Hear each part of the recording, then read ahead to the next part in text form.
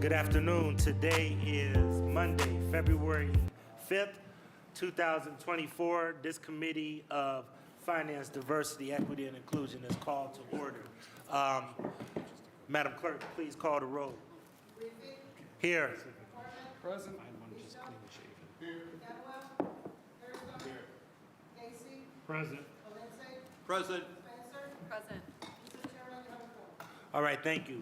I'm going to go a little bit out of order, but to begin, I was informed by Director Cole that ordinance number 83-2024 should be tabled because this is a duplicate ordinance, so please table 2024, okay?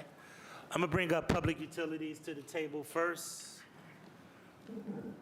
Ordinance number 1278-2023 by Council Members Casey and Griffin by departmental request, an emergency ordinance authorizing the Director of Public Utilities to employ one or more professional consultants to assist in the management of Program Year 3 of the city's project of replacing various lead and galvanized service lines, authorizing the purchase by one or more requirement contracts of copper service lines, copper connections, and related appurtenances, included but not limited to materials, labor and installation if necessary for the division of water, and authorizing the Director of Public Utilities and/or the Director of Finance to apply for and accept one or more water supply revolving loan account loans, grants, and other funding.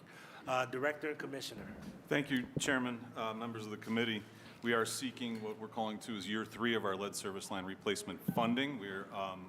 The state is opening up, they're accepting submissions from various water systems beginning at the end of February. We would like to submit for year 3. Council's well aware of years 1 and 2, which were both included in Ordinance 1068-2022. The state has now advised that they wish it to be annual, so this is a one-year, year 3.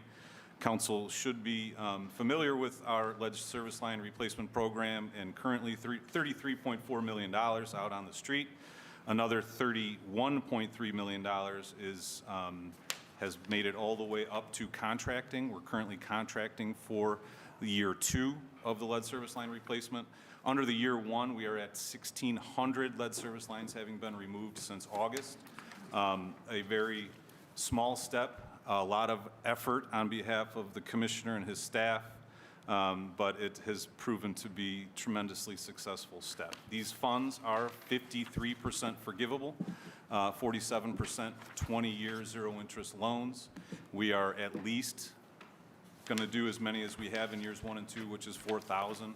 Around the $30 million mark, but we are going to see what the market dictates in terms of total dollar amount for year 3, which we are seeking authority to submit to the state within the next 30 to 45 days. Okay. I don't have any questions, Councilman Casey. This was duly vetted in utilities and recommended for passage. Thank you.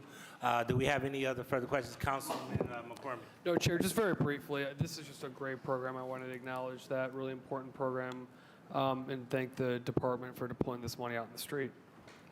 Thank you. Thank you. Anybody else?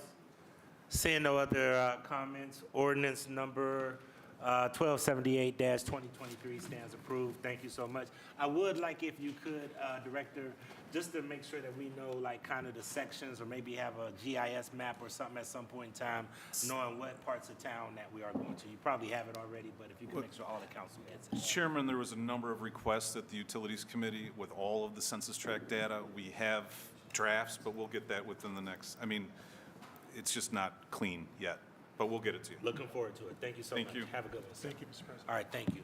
All right, next up, I know we have guests, and I'm going to bring up the County Land Bank folks. And these are for American Rescue Plan Recovery Act. And this is ordinance number 145-2024 as amended by council members Griffin, Starr, Hairston, and Santana. An emergency ordinance authorizing the Director of Community Development to enter into a grant agreement with the Cuyahoga County Land Reutilization Corporation or its designee as the city's agent to provide construction gap financing for housing units, subsidize renovation of homes in strategically targeted areas, finance the acquisition of vacant and abandoned properties for the purposes of the renovation program, and finance of a beautification pilot program in wards 5, 10, and 14. And I'm going to read the amendment just so that everyone can see the amendment. There is no legal objection to this legislation if amended as follows. In Section 2, at the end, insert RQS 8006 RL 2024-24. This was dated 2/2/24, and it was signed by Rich Berdovich. I believe we have one other amendment that Chairman Hairston was going to be proffering. Did you want to offer that amendment now? Okay, so you want to wait until after we had a conversation? Correct. Okay, thank you. All right, we have, sure, Councilman McCormick. Thank you, Mr. Chairman. Point to the director. Is Habitat for Humanity involved with this contract at all, or these dollars? No. Okay, thank you. This is the County Land Bank. Okay, thank you. All right, I think we have guests at the table from the County Land Bank, so I'll let our good friend and once a councilman, always a councilman, Gus Frangos, to, even though I know that was about 30 years ago, but, you know, once a councilman, always a councilman, but Gus Frangos, the head of the County Land Bank, and he can announce his team. Thank you, Mr. Chairman, Mr. Vice Chairman, members of the committee. Let me begin by thanking you all for allowing us the privilege of addressing you today and being at the table. I don't know if you can hear me. Yes. We are seeking your support for funding development-related work in historically disinvested areas. These are areas that, although many neighborhoods have suffered disinvestment, these are probably ones that have suffered historically greater disinvestment in many respects. And the wards are particularly wards 5, 10, and 14. The focus is on new housing construction, rehab, affordability, and establishing markets in these areas. The objective is to be strategic by building on the past investments and successes of the County Land Bank by focusing on creating sustainable housing markets in these areas.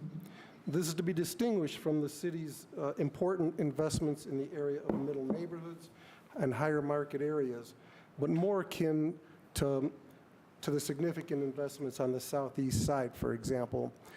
The funds will complement our ongoing and separate investments in these areas. Many of you might know we have the county housing program, we have a lot of our corporate funds invested, and we have state grants for demolition that come through the land bank that we make available. And although we're a county land bank, I think it's safe to say in the 14 years we have made the commitment, and we stayed true to that commitment, that we would be a city-centric county land bank, simply because that's where the greatest need is, and we're able to leverage our activities that way. So the funds will complement our ongoing separate investments in these areas in the form of demolition, housing rehab, gap grant construction projects, vulnerable population housing projects, and general neighborhood stabilization. Hence, we anticipate combining several $1 million of our own program-related funding to support this important work. Specifically, this legislation is going to focus on 4 areas, and our Chief Operating Officer, Ricardo Leon, is going to speak to that. Before I turn it over to him, I'd like to just introduce our team. To my left is Ricardo Leon. He's our Chief Operating Officer. To my second left, that is, I'm sorry. To my immediate left is Dennis Roberts. He's the Director of Real Estate Development at the Land Bank. And then at the far end is James Nichols, who is the Director of our Land Bank Charities operation. So with that, I'd like to turn it over, with the Chair's permission, to Mr. Leon. Good afternoon, Chair and Vice Chair and Committee. Please talk directly into the microphone. Is this better? Yep. Good afternoon. So I want to just kind of give a high-level overview of the program itself, and then at that point, I think we would just open any questions you may have. So again, to build upon Gus's comments, the objective of the grant is to build upon our past and ongoing investment in our efforts and continue to transform neighborhoods into thriving, equitable, and sustainable communities. particularly with initiative and focusing on wards 5, 10, and 14. So we're here today before you requesting $9,918,000 with $900. Really broken into 5 categories. One is what we call our deep subsidy new construction program. The idea being that it costs the land bank about $300,000 to build a home.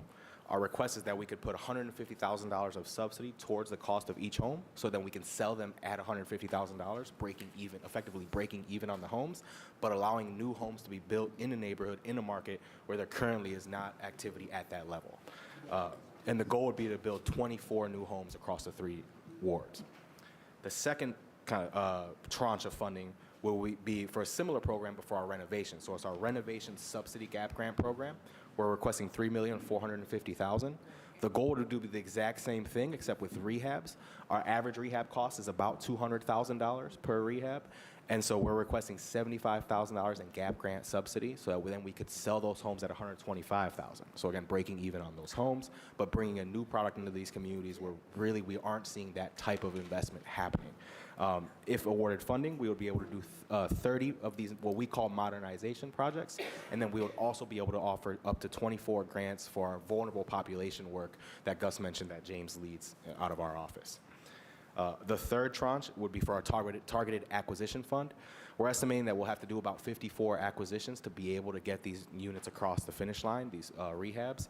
So we have allocated $31,000 per acquisition, and then we are going to Gus's point, then we are going to add in county housing program and Cuyahoga Land Bank corporate resources to be able to actually acquire those units, because right now we're seeing that average acquisitions are somewhere more in the $50,000-ish range.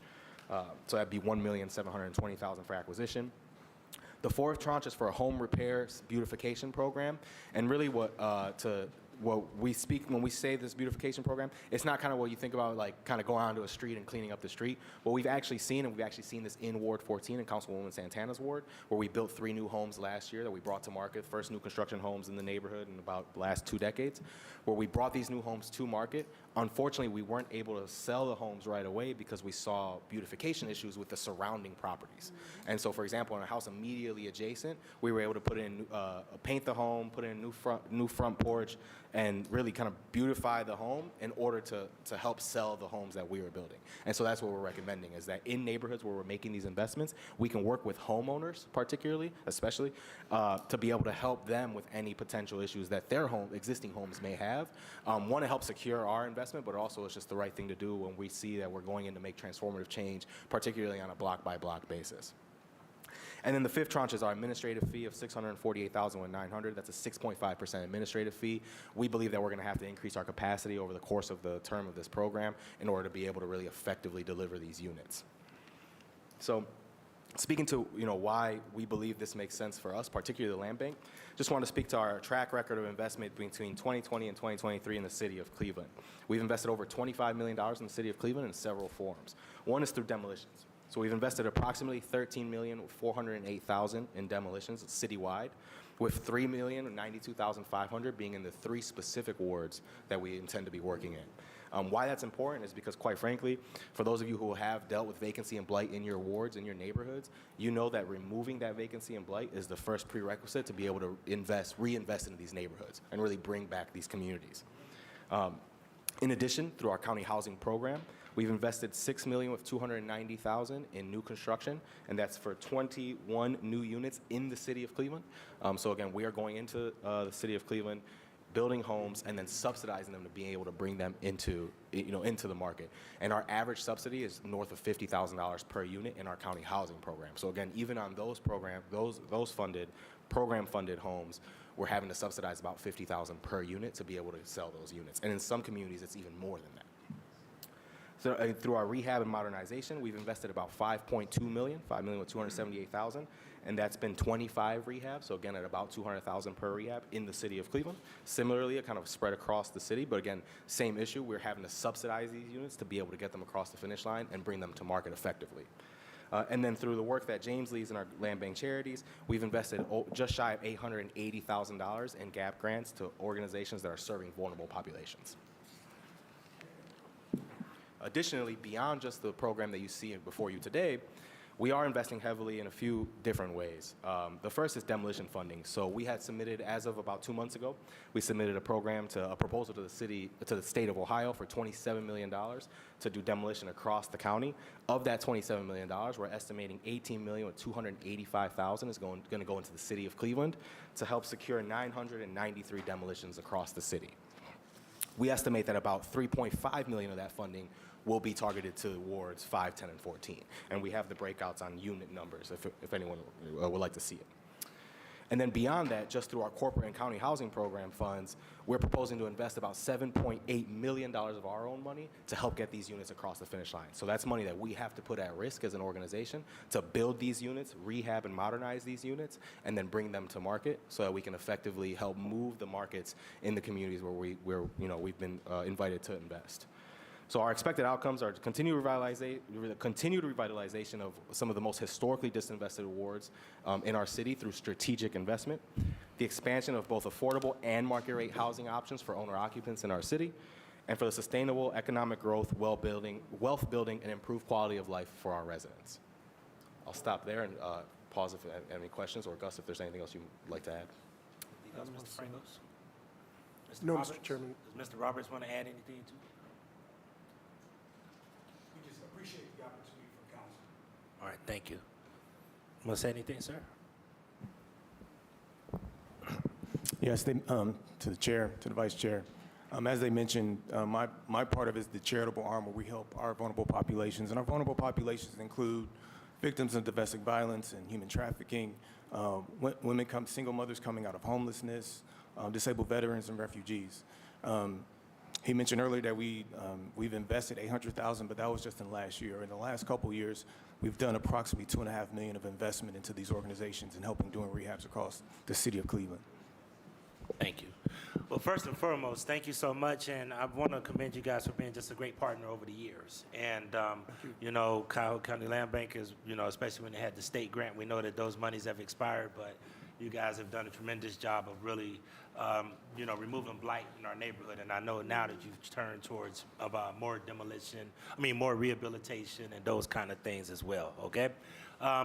Just a couple of questions, and just out of curiosity, first of all, can we get that report? Who's this for? John? No, not for John and Lee. Oh, okay. Okay. First and foremost, can you tell us, can we get that report? The demolition?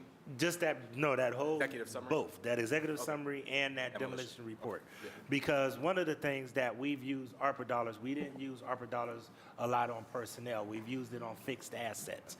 And one of the things that we've been trying to do, which I think you articulated through that document, is how these dollars are leveraging other dollars to do more across the city, not just in the specific areas that you are done. Absolutely. And, want to make sure that we can outline that, and I want to make sure that our team that explains this to the public makes it clear on how these dollars also leverage other dollars.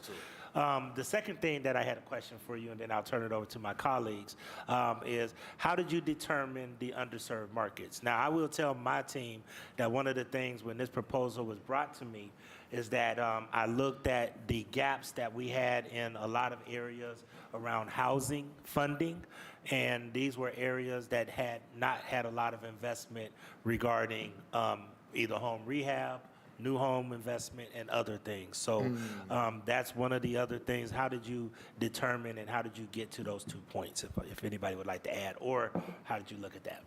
Yeah, I can start, and then certainly Dennis or Gus, feel free to fill in. I think similarly to the way what you just described, we looked at where activity has been happening. One of the things that we're constantly looking at, kind of where activity is happening, where are things coming up for sale, where is there comps in the market, and we saw for a fact that wards 5, 10, and 14, we weren't seeing any of that market activity, right? When you look at a lot of the investment, and I can speak particularly to 14, I can speak in great detail. When you look at a lot of the investment that's been happening, has been traditional affordable housing investment, subsidized affordable housing investment, meaning 80% AMI type housing, which is important and necessary. But the reality is of just true traditional housing market investment that is not relying on a government-funded subsidy program, we're just not really seeing any in these wards.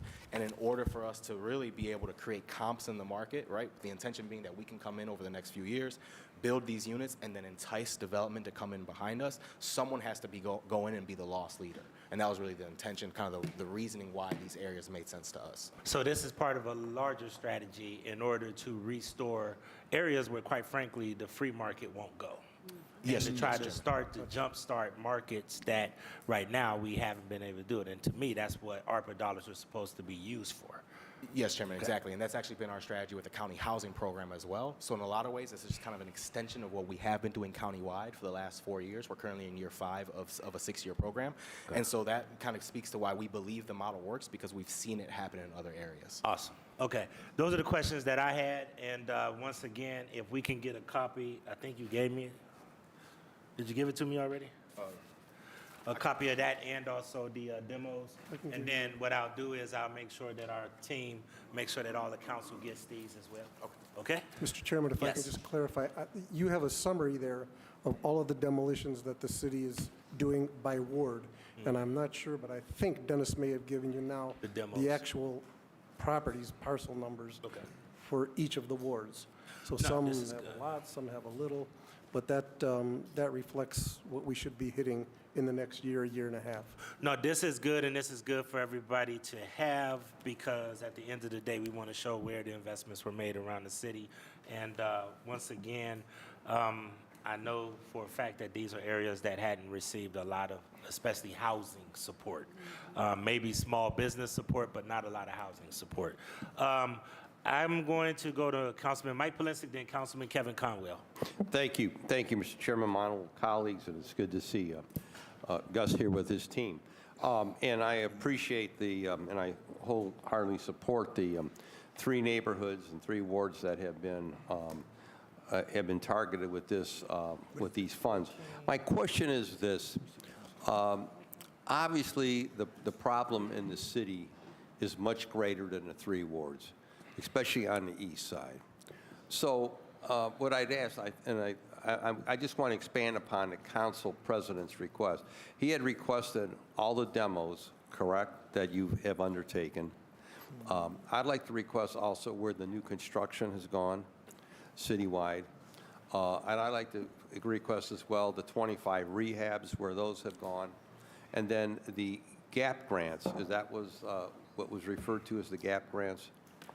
The land and charities gap grants. Yeah, I'd like to see where those went as well. And then you've also indicated that there will be 993 demolitions, with the bulk of those will go into the 3 wards that have been, that are part of this. About a third of them. But the list. The list breaks it down here. Okay. Yeah, It'd be good if we just got an email to the clerk. if we Yeah, could. but my question is. Mr. Chairman, just a point of clarification, the 933 is citywide, not just those 3 okay. wards. Okay, so my question is, what is your strategy, your thoughts for the rest of the city, where we're experiencing somewhat of the same problems, whether it be southeast side, northeast side, wherever the case may be, other sections of the west side? Because the problem, and we talked a little bit about it in the chairman's meeting today, the number of abandoned homes, the number of properties that are in just total disrepair, the number of properties that are just, you don't know which way they're going to go. And so I would like to hear what your strategy is, or your broader strategy. And also I'd like to hear from you, why do we still continue to see so many properties in the city that are just blatantly tax delinquent and no action being taken to foreclose on those properties? That's homes that still have good bones, that don't need to come down. I'm reminded, Councilman Hairston were out at a property over the weekend, an apartment building on St. Clair that had been fire damaged. We don't know if it was arson or a homeless person was trying to keep warm and set the place on fire. But I was looking at this apartment building on the other side of St. Clair Avenue, looking at this building with its beautiful red tiles, ceramic tiles on the front of the building, and its nice railings and all this stuff. This place is burnt. I'm saying if this building was sitting in Detroit Avenue in Lakewood or in Little Italy, it'd be worth $500,000. Yet here it sat, vacant and abandoned for God knows how long, tax delinquent. I'm trying to figure out what do we collectively do? We all know the importance of the land bank, and I was one of the people who advocated years ago for the creation of the land bank, and I was so glad when Gus was able to become in charge. But I'm trying to look at what the bigger strategy is here, because the problem ain't going away. I can tell you that right now. It's on the east side, it ain't going away. In fact, I would think it's, from my driving around, it seems to be getting bigger, the problem of abandonment, disinvestment. And so you guys have any thoughts from the standpoint of your interaction with the city or the county? I'm very disappointed in the county and not foreclosing on properties that have good bones where we could probably get them back in the hands of somebody who could do something with them. Then we're spending all this money on demolition. We wind up with the vacant lots, then we have to cut the grass. We got to worry about illegal dumping and everything else that's associated with that. So I'd like to hear your thoughts briefly as to the bigger problem in the city. Sure. First, Dennis Roberts again. And pull your mic, if you could, up to yourself. Dennis Roberts, Director of Real Estate Development for Cuyahoga Land Bank. First, I appreciate the question, Councilman. The first order of business is obviously to stop the bleeding. The land bank has been engaged in massive demolition, as you know, for 13 or 14 years, which is a necessary prerequisite to get to development. We really can't get to development in a serious way without removing the blight. So we're in the process of making sure that fundamental work is done. With that being said, our goal really is to create mixed income communities. In many communities, you actually have affordable housing. You have affordable housing that's not of high quality, but you have affordable housing. What you don't have necessarily is market rate housing. So our strategy basically is to go into communities where we believe that our investment of our time, talent, and treasure collectively as governments will lead to the beginning of an emerging market. We know in the beginning, as was alluded to by Ricardo, that in many cases we're going to lose money. We're basically a government arm. We're designed to lose money, and that's okay. But what we want to do is go in, perhaps lose money, but demonstrate to the private market that there's viability. Once the private market sees that there's viability, it's our aim and our goal is to bring them along so they can invest in those areas. Now, it has to be done step by step because clearly there's not enough resources, as you are implying, to deal with the entire problem at one time. But what we look to do is to go into an area that has potential, take that initial risk, hopefully prove to the private market that, in fact, they can make money. Money's not a bad thing. And then we continue to move market by market, neighborhood by neighborhood, demonstrating that not only that a developer can make money, but also can develop an affordable, quality product at the same time. So that's our underlying strategy. Okay. Anyone else? Anyone else? No other comment? Okay. Well, again, I'm just hoping, Mr. Chairman, I hope your initiative in these 3 wards is successful. I hope you can then expand it to other sections of the city because I don't believe we have much time. This is I'm telling you, I don't think we have much time. There are sections of the east side that are so precarious at this point that, 5 years from today, if there's not something significantly done in those neighborhoods, as Fannie, my late dear friend Fannie Lewis would say, you're just going to be a sea of empty lots on the east side. That's what you're going to see. Kansas, you're not going to see much investment. You're not going to see anything. And then the burden falls upon the city of Cleveland to maintain those properties. So, there's got to be, I'm hoping that the folks, our partners over at the county understand the severity of the problem, but trying to do something with these tax delinquent abandoned properties that are just sitting there rotting away, that there doesn't seem to be any priority from what I can see taking place. But I'll leave it at that, Mr. Chairman. Thank you. Mr. Chairman? Go ahead. Mr. Chairman, to Councilman Polensek, it is a daunting task to be sure, but the way we try to steer and put a strategy to tax foreclosure and demolition is we scour, our research is pretty robust. We scour the whole county, and so focusing on the city of Cleveland for a minute, we scour where we think there would be the biggest impact. In other words, if there's 2 properties to foreclose on, why foreclose on one and not the other one? There's only, I think the county financially only funds maybe 2,000 to 3,000 tax foreclosures a year. If they had, triple that amount of money, you'd be able to do more. But so what Michael Schramm, who you know in our office, does, we send to the county what we think are the most strategic ones from an econometric standpoint. that would make a difference. Econometric meaning in this, there's transportation arteries, there's a school, there's certain institutions that intuitively you would think that should go on the list, and we submit those. And then that's kind of like above the line. Below the line, the strategy is what we hear from all of you. Like today, I mean, I wouldn't have known had you not communicated with me today about this particular property. Right. So there's what we do on a strategic level, but we do depend on our partners, CDCs, and we work with many councilmen in that space because it really helps us. It directs us where to go. So, I mean, in terms of the demolition and the research, that's sort of the strategy there. Some of it is proactive. Some of it is a bit reactive because stuff that gets foreclosed upon that nobody buys, it ends up on the state forfeiture list.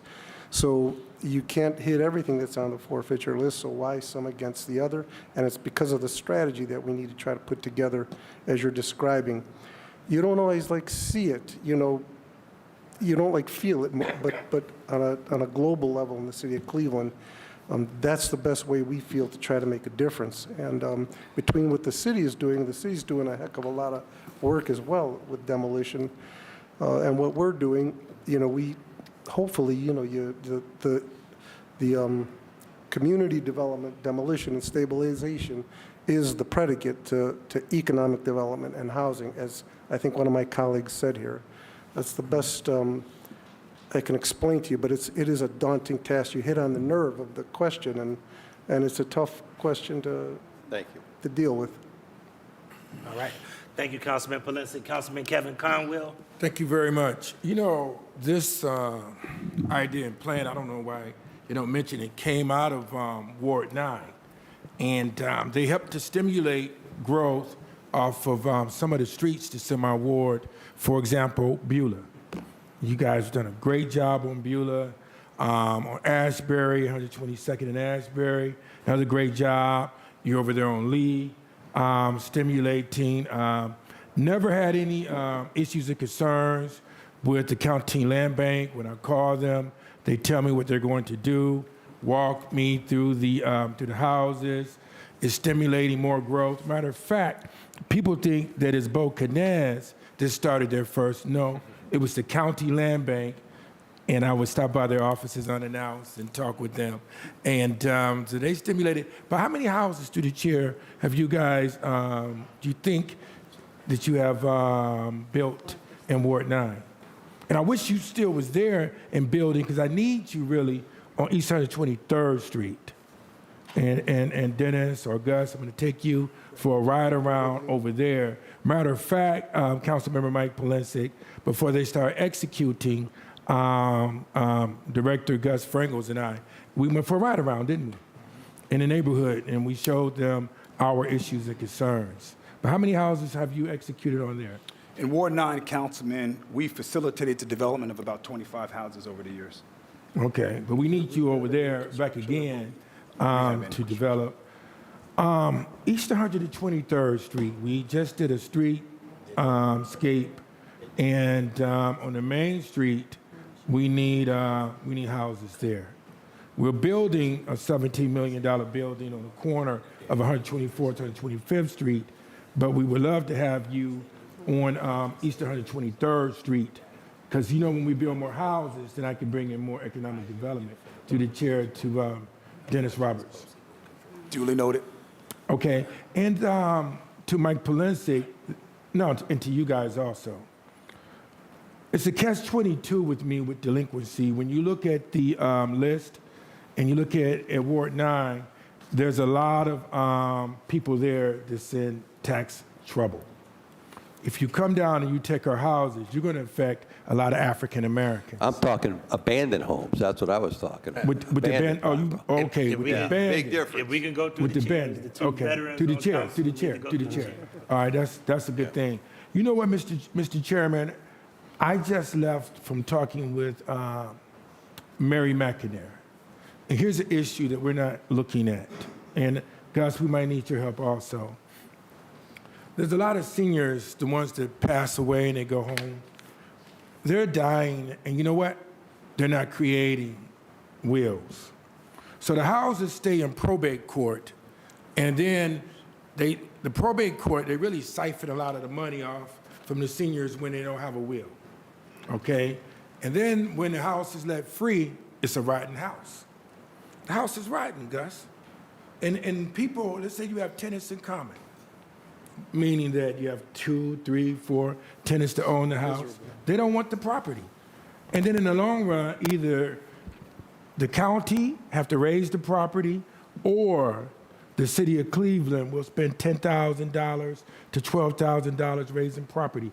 The prevention is the key, and she's going to bring it to budget hearings. That's why I was there when you guys were doing the caucus meeting with her. We're going to start a program that we can help seniors with their wills, and we need you guys, if you could come in, to help us with it. Prevention is the key. You can't just keep destroying neighborhoods. You can't keep tearing down houses. That's not good. That's not good. Mr. Chairman, to the councilman, you're raising an issue that is, has to do with planning for the senior citizens, and it's very critical. I don't know if there's an advocacy group or a senior to the Department of Aging that can help in this way, but I see this all the time. You have a senior citizen, they own the home, they pass away, and they go to probate. The legatees might live in Seattle, or the legatees might not be interested, and so the house sits. So how do you solve that problem? It requires a lot of one-on-one contact with the senior to tell them, your property, if you want to help your legatees, if you want to make this a safe transition and avoid probate, get it into your kids' hands now if they want it. Or if the kids don't want it, get it into a trust, get it into, we're talking about things that people get startled about when they hear it. But there is a way to deal with that. It just would require, some agency that can handhold. And I would very much be willing to be a part of that kind of advocacy group, because it's daunting. The probate court, this is their worst thing. They get a property, it has a mortgage on it, the person's died, there's no executor, there's no will, but now they have to try to publish and find out how to get to the legatees and how to get to a lien holder, and it just sits there. And if you go on the probate docket now, you'll see that they just finally declare it abandoned. Well, that's just them. It's like a placeholder. They write abandoned. There is no such thing as abandoned in probate. That estate holds it, and it will hold it forever. That's the point I want to get to about abandoned. But anyway,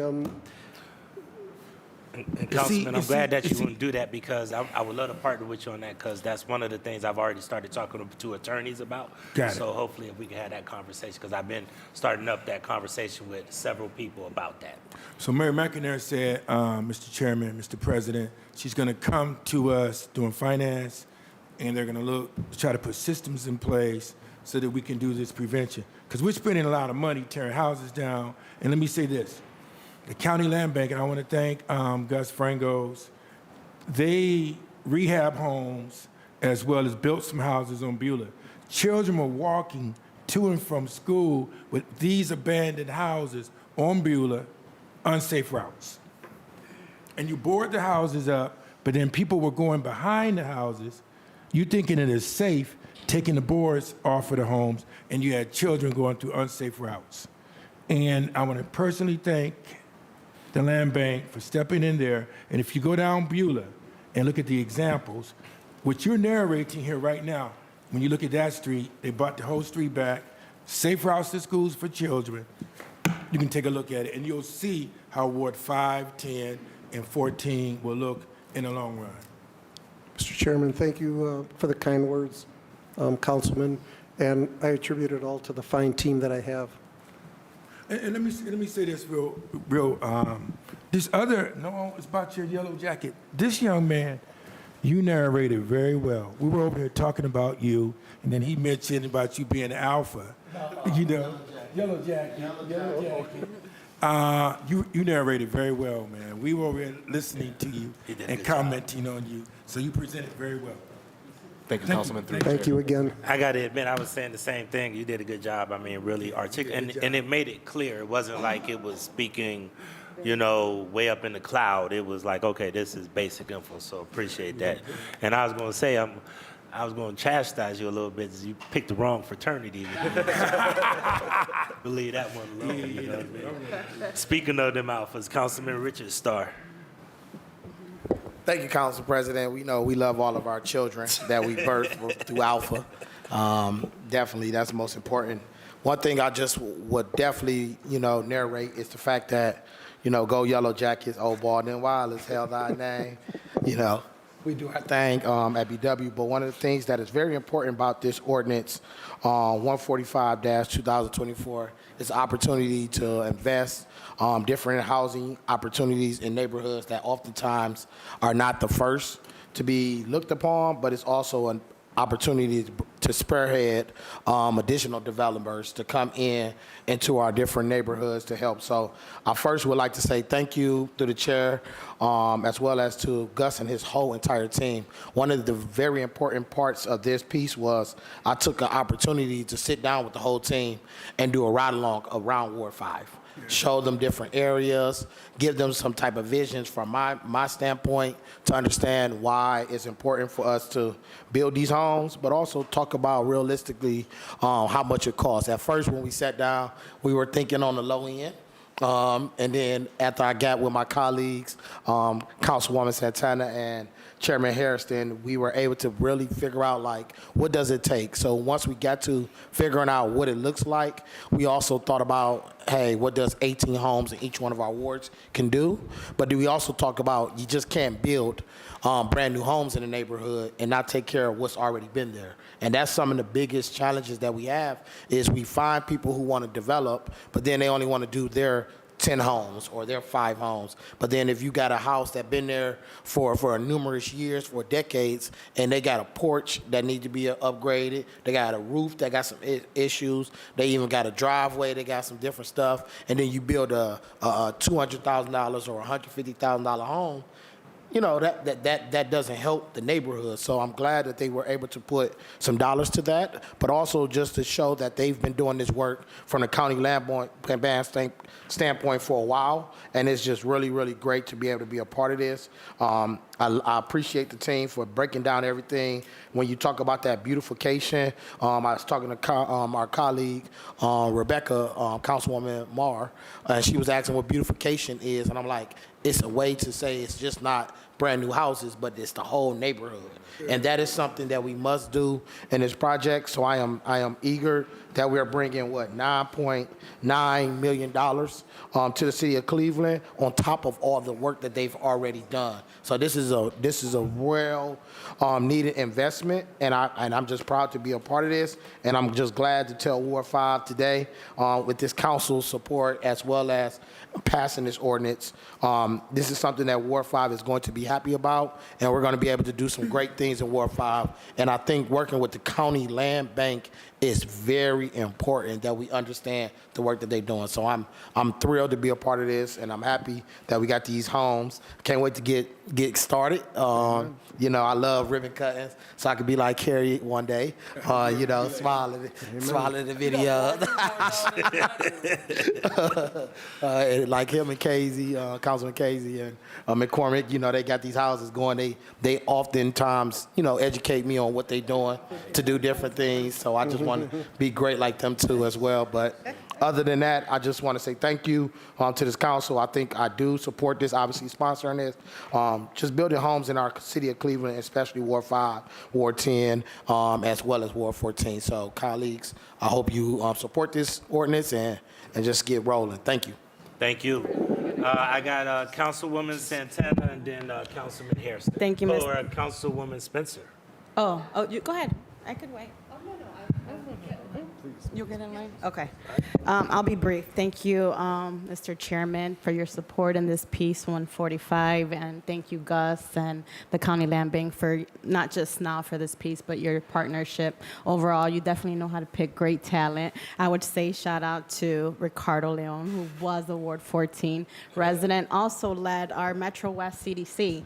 So this is like full circle because when I talk about embarking on a master plan, Ricardo Ricardo and I partnered on that with, of course, other organizations. But oftentimes we heard, I mean, I have 38% owner occupancy. Oftentimes what we heard from the residents is, you know, their home, $40,000. They need about $60,000 to rehab their homes, but no banks were lending them use these dollars, right? And then another thing, or there was new construction at $300,000, which didn't benefit the residents, and normally outsiders or people from the suburbs were able to buy these houses and move into the neighborhood. So residents were not benefiting from any investment, if there was any investment in Ward 14. So these dollars will help create that market at that medium price point, which we've been talking about for 6 to 7 years now. And, you know, $3.3 million is not significant. You know, I appreciate it, but it's not a lot of money. However, you know, I have some conversations with some private philanthropy that are hoping to possibly leverage these dollars. You know, if we could increase home ownership for at least 20 families in our neighborhood where they're able to stay and afford the property, for me, that is success, right? And so when you have, you know, large institutions like Metro Health announcing that all this investment is coming to the neighborhood, it's good, but then it also backfires when you have only 38% owner occupancy and 60% are renting. So what's happening in our neighborhood is a lot of families are being displaced. They're moving to suburbs because it's more affordable, or they're moving adjacent to maybe Old Brooklyn, and Chris Harsh is getting them because it's more affordable than Ward 14. We're less than 3 miles from downtown area. And once again, when organizations announce a significant investment, then families get priced out from the neighborhood. So I am really excited about this. I will tell you, So are we. before 7 years, if you look at the reports through economic development and community development, there hasn't been any investment in Ward 14. And Ricardo, you and I talked about this a lot. So I just want to, I appreciate this. I want to also commend Chairman Hairston, right, who brought this opportunity, President for supporting, and for all the conversation, Star for like being the cheerleader, because I was like, I don't think we're going to be able to get that approved. And he was like, yes, we can. And, you know, oftentimes we talk about the East and West, but not all West Side, you know, gets investment. And once again, what keeps me up at night is being able to preserve my neighborhood, not only Latinos, but residents that have been there 20, 30 years, that want to stay there, but we have no options for them. So I want my colleagues to think about that. This is going to benefit some families, and you're changing people's life. And, you know, this year I started out with thinking we need to help residents build wealth through real estate, you know, by building equity. And oftentimes they're scared or they don't have the resources for that. So this will help significantly. So I just want to thank my colleagues in advance for your support, and you, Mr. President, and of course, our majority leader who also supported this. Thank you. Thank you. And do you want, go ahead. Yeah, just one comment, if I may, through the chair to the councilwoman. One thing that I think is important that we didn't specify in this document, but we can share the information. So the Cuyahoga Land Bank, we, at tail end of 2023, we started a nonprofit real estate brokerage, Realty Reimagined. Through that nonprofit brokerage, we have a HUD-certified home counseling staff person who has parked themselves with El Centro in Lorain County. So we have fully bilingual home counseling services, and this is for any council member, any resident of your ward. So if you have residents who are kind of on that home ownership track or are trying to get on that home ownership track, feel free to refer them to us, because we can do the in-house home counseling for them and help them get on that path towards home ownership, to your point exactly. Yeah. Good. Thank you. And Ricardo, I don't know if you remember this, but when I first was elected, we were helping residents, right, with these classes and financial literacy. And then once they were able to purchase a home, I thought they would stay in the neighborhood, but then we didn't have the housing in the neighborhood. type so of now housing, they were right. moving elsewhere. So it was just like, I'm excited that they're buying a house, right? And but I want them to stay in the neighborhood. So I'm losing that the Latino population in our area. So once again, hopefully this will help. And I know fair housing laws, I mean, we have to first come, first serve. I mean, I learned that with the 120 apartments. I want to say the 120 apartments that we approve through Fax 50 and, you know, the $1 million ARPA, that's benefiting the whole city, right? These are residents, maybe around 5 residents from Ward 14 were able to benefit from those apartment buildings, but overall, it benefited the city overall, where there's residents from the east side, Old Brooklyn, moving into these apartment buildings. So this specifically, hopefully, will help residents in the area. Great. Thank you, Council Lady. Councilwoman Spencer? Thanks, Mr. Chair. I was simply wanting to take the opportunity to congratulate my colleagues who are co-sponsoring this piece. A lot of people don't realize that it takes a lot of behind-the-scenes conversations to get to the table, to get a piece pulled together like this. And so I want to congratulate Councilwoman Santana, Councilman Starr, and Councilman Hairston for their collaboration. And I think that this is a tremendous project, and I think that the rest of us who whose wards are not involved are going to become very jealous very quickly once we see the impact of this investment. So I really want to congratulate my colleagues, and this is going to have a tremendous impact in your wards. So I'm fully supportive, and congratulations. Thank you. Got you. All right, and the anchor leg and the driving force behind this, Councilman Anthony Hairston. Thank you. You're so silly. Thank you, Mr. President. Thank you to my colleagues. Thank you to the County Land Bank for your comments and your presentation this morning.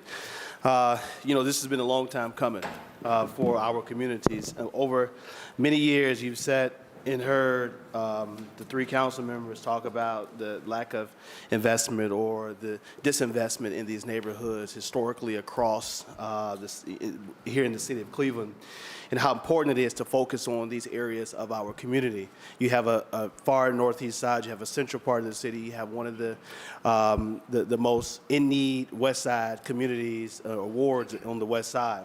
And today, this body is taking that first step to be able to start addressing some of the issues that we've seen and we know exist in these three communities. But please, don't just look at it as these three communities, because what I do in Ward 10 on 123rd is going to affect Ward 8. What I do on East 120th is going to affect Ward 9, right? And so we have to look at this, in a togetherness sense, right? That what we do in one neighborhood will ultimately have an effect on the surrounding neighborhoods where we intend to make these investments.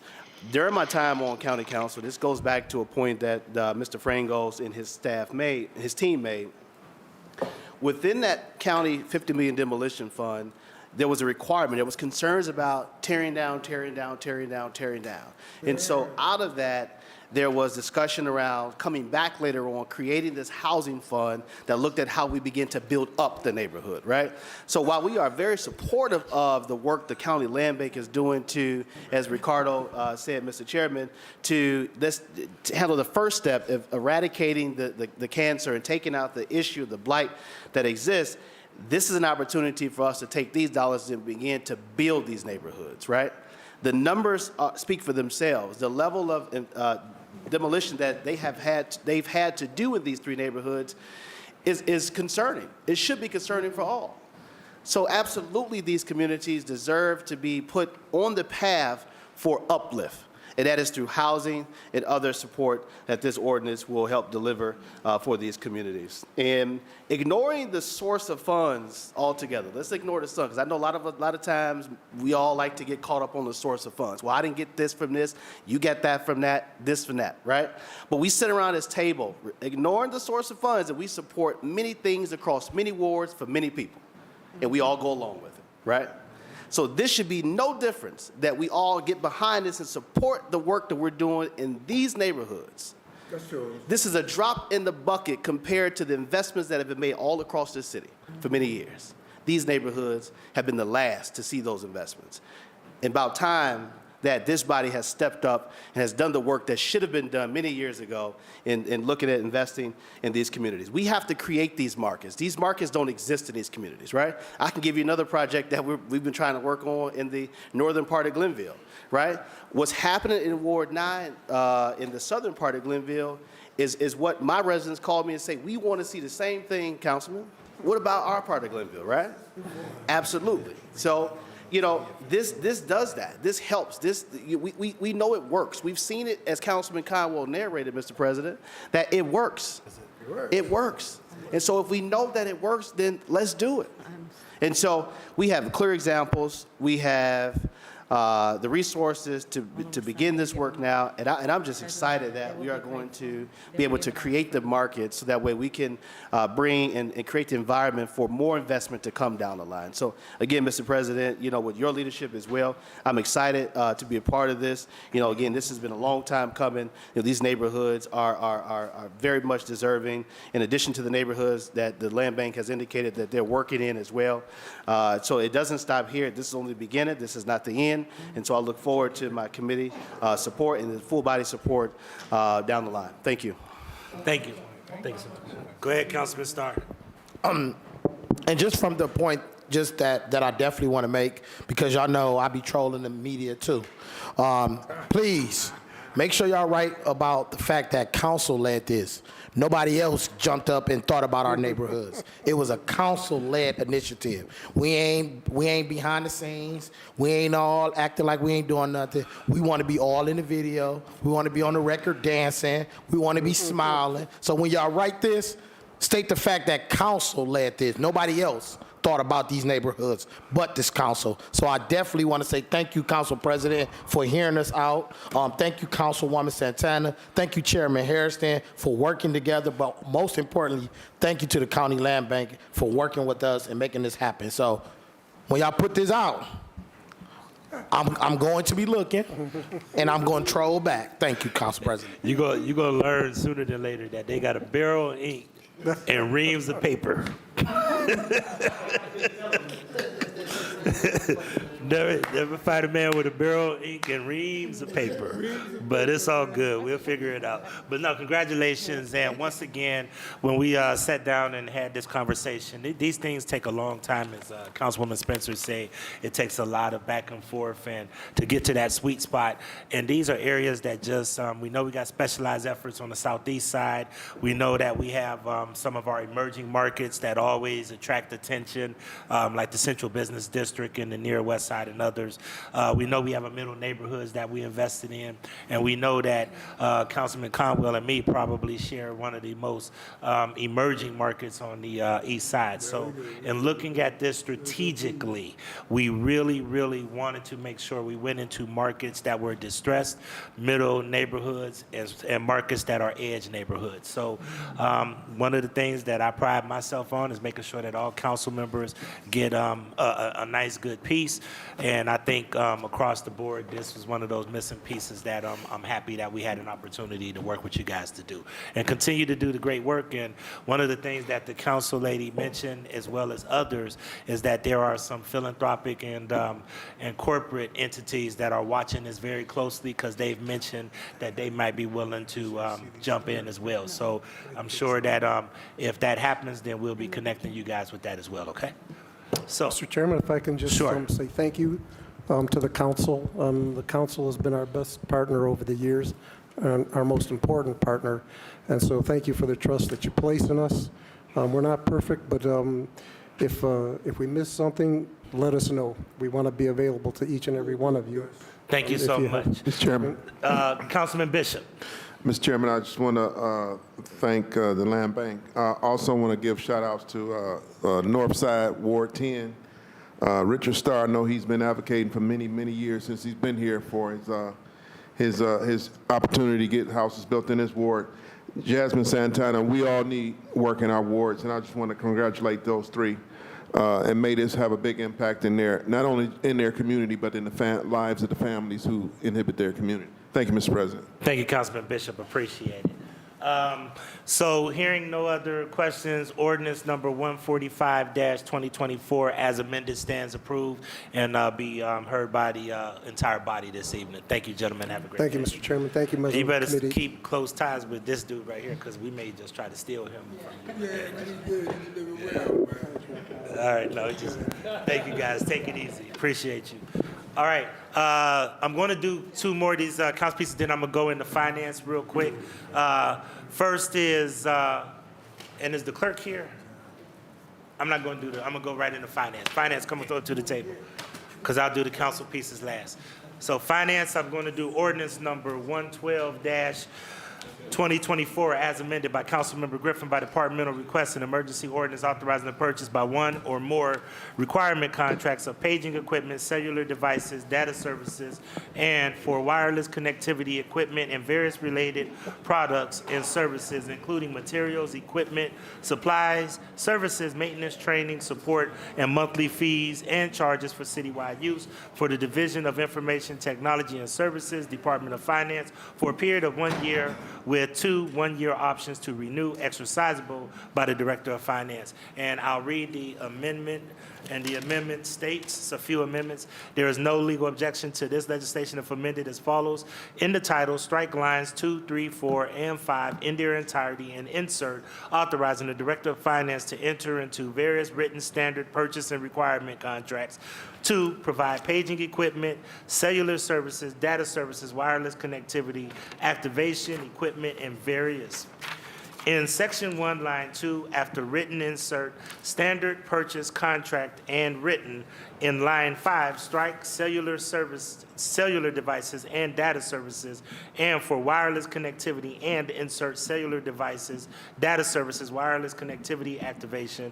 In Line 6, after including insert but not limited to, in Line 8, strike in the approximate amount as purchased during the preceding term and strike lines 13, 14, and 15 in their entirety and insert determines. Number 3, insert in Section 2, Line 1, after cost of the insert requirement. And number 4, insert new Section 4 and 5 to read as follows. Section 4, that the Director of Finance is authorized to enter into any third-party software license agreements necessary to effectuate the purposes of this ordinance. Section 5, at the cost of this ordinance and other expenditures authorized shall be paid from Fund Number 70 SF 101 and other funds approved by the Director of Finance, RQS 1511 RL 2024-4. Number 5, renumbering existing Section 4 to new Section 6. Date 2/1/24 by Deborah Rosman, Assistant Director of Law. Mr. Gentile. Yep, through the chair of the committee members, this is our annual cell phone program, but now it's kind of expanded because there's more than cell phones. We have tablets, we have... Could you talk in the microphone and then they're closing up that door? This is, through the chair of the committee members, this is our annual cell phone program. It's kind of changed a little bit by those amendments because we have additional devices besides cellular. We have tablets, we have different things that are connected. So I'm going to let Kimberly Wilson explain the rest of this to the committee. Good afternoon, Chair and members of the Council. As you know, we came before the Council to get legislation back in 2020, which was the 1 year with 2 one-year options to renew. We're entering into our last option to renew this year with our current provider, which is AT&T. That contract is set to expire by the end of the year. We currently have approximately 2,100 devices on this particular network, at which we are looking to continue to move forward with AT&T. Okay. Any other questions that we have for the Finance Committee? Councilman Palensi. So, Mr. Chairman, just for, Mr. Chairman, honorable colleagues, this would be just for additional the year. No, this would be new to the chair, to the councilman. This would be new legislation for the 2024 for a 1 year with 2 one-year options to renew. Okay. And you went out for bid on this? So, to the chair, through the chair to the councilman, no, this is through a cooperative purchasing for AT&T, specifically because AT&T is the only carrier in the telecom industry that holds a contract with the federal government by way of the FirstNet network. The FirstNet network is a dedicated public safety network through the federal government, and AT&T is the only carrier that has a contract with the federal government that has built that network out, maintains and supports it. Currently, all of our devices sit on the FirstNet network. It is a dedicated emergency network in the wake of a disaster. These particular phones will be, you would be able to use these phones in the wake of a disaster. It rises above a commercial network. Oh, yeah, I know. So it's proprietary? It is proprietary to the federal government. In 2012, the federal government allocated $7 billion along with megahertz worth of spectrum. AT&T won the agreement and is dedicated first responder network. Okay. So any first responder that needs to communicate during the wake of an emergency is on this network, and any additional persons that support first responders would be on this network. Currently, all of our phones reside on this network. Okay. So, Mr. Chairman, it's 1.5 million for the first year. Annually. To the chair, to the councilperson, yes. And so for the additional, with the additional 2 one-year options, that's going to be for 1.5 too if it's exercised? To the chair, to the councilman, yes, annually. Okay, thank you. Thank you, Mr. Chair. All right, thank you. Are there any other questions regarding ordinance number 112-2024? Seeing no Let me other. ask Mr. Gentile Okay. a quick question. When we ordered the, just equipment or supplies, when? Through the chair of the council, are you talking about the phones for this? Yeah, the phone. I'm going to refer to Kim on this one. Through the chair to the councilperson, we order supplies monthly as we need. So as the department or division requests and we need to expand, we order supplies monthly. So you're gonna, and this is the last question. So let's say we give you the purchasing authority for this, then you'll just open a fund and then you'll pull it down monthly as needed, or what? To the chair, I don't know. Through the chair to the councilperson, this is a requirements contract, so we issue a delivery order and we add money to, additional money to the contract as we deem appropriate. Yeah, okay, yeah, you deem appropriate. Okay, cool. All right, I'm good thank with you. that. Seeing no other questions, ordinance number 112-2024 stands approved, please. Thank you. Next, I'm going to go to knock out human resources because want to get through as much as is possible before we do residents, okay? Mr. Cole, I'll start off with 109-2024 by Councilmember Griffin by departmental request authorizing the Director of Human Resources to enter into one or more contracts to provide, in order to provide professional services necessary to administer and provide group prescription insurance coverage for the city of Cleveland for a period of up to 1 year with 2 one-year options to renew, exercisable by the Director of Human Resources. Mr. Cole. Thank you, Chairman and Council. So we are looking to gain authorization to go out for vendors for one or more contracts for prescription drug services to begin January 1st, 2025 for 1 year with 2 one-year options to renew. Currently, we have CVS Caremark as our vendor. Historically, over the past few years, we've been a little bit behind, so we're actually trying to get ahead and issue this out, prior to far prior to the end of the year. Okay. All right, and you said right now we have CVS Caremark, Correct. right? Okay. And this is because we're self-insured? Yes, to the chairman, yes, we're self-insured, and we pay all claims directly associated with pharmacy. Currently, we're looking at some measures to reduce our costs or initiate programs to reduce costs, which will be part of our RFP that's going out for a new vendor. So I have this bone to pick with a lot of these drugstores that are leaving out of our cities. And I'm very interested in what network providers are we allowing, and is that part of the RFP? Because quite frankly, people are moving drugstores out of our neighborhood daily. And if we're continuing to prop up a market that is abandoning and walking away from Cleveland, then we need to start reconsidering if we're going to continue to send our employees to those facilities. So I don't know how we could determine that, but I will tell you that several of these drugstores are closing, especially the ones where these happen. So I hope that when we're looking at these contracts, we're making sure that they're serving city people, that city people don't have to drive way out to the suburbs in order to try to get their prescription drugs because these stores keep closing up every day. Okay? So I don't know how we can measure that, and I don't know if it's a such thing as understanding their geographical or spatial distribution of providers, but I hope that that is part of the RFP. You guys administer it. I'm just registering a concern that I hope we address. To the chairman, that's not an uncommon concern that's been brought to my attention since I've started. And, you know, considering the cost of you know, or what we pay rather, you know, for pharmaceuticals over the course of a year, we're going to have some greater demands related to networks and services provided. Okay, all right. I'm just really interested in that because between that and what the you know, the the pharmacy PBMs or you know, it's just really inner city folks are not benefiting from this process, and I hope that we can make sure that we do. Okay. Okay. All Thank right, you. Any questions regarding 109-2024? Councilwoman Moore. Thank you.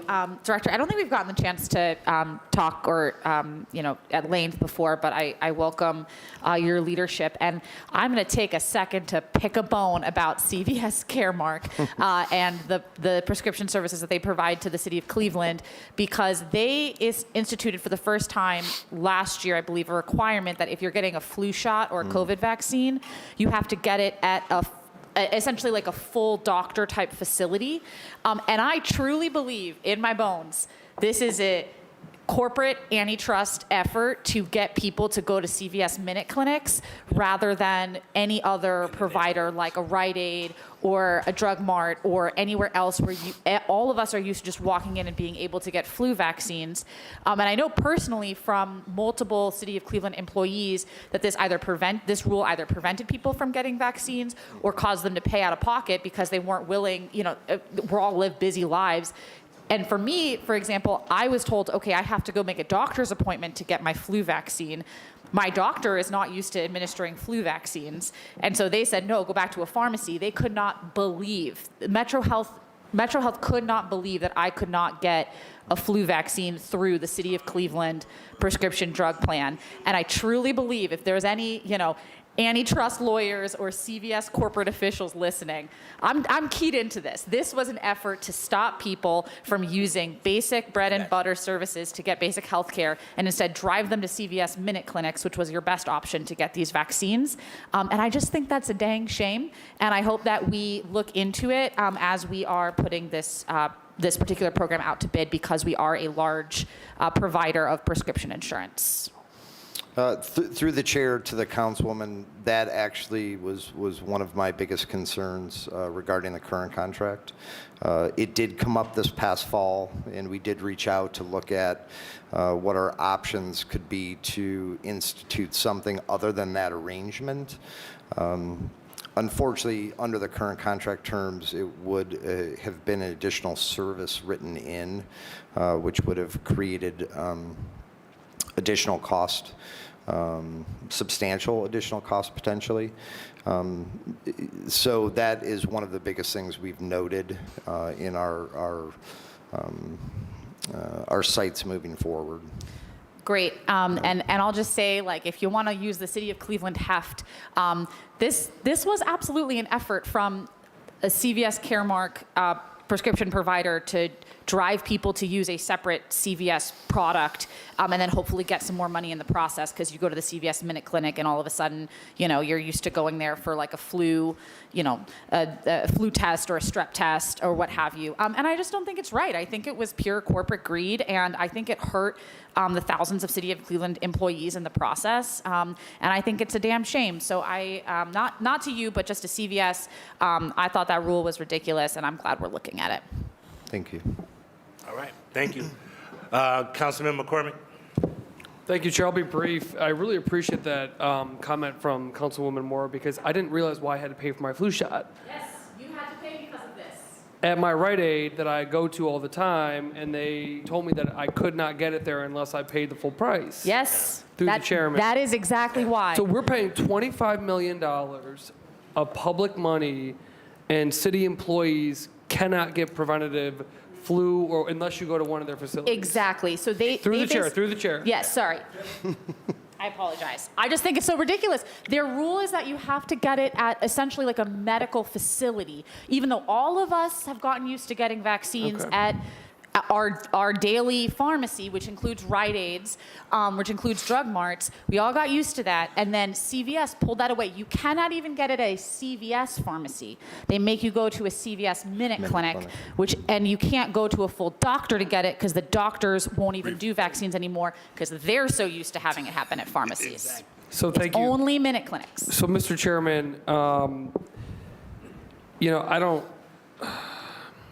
I understand that we don't do the bidding process and all of that, but is there a provision, I wonder, that we can add into this legislation pertaining to access, whoever wins the contract, access to preventative health care like a flu shot?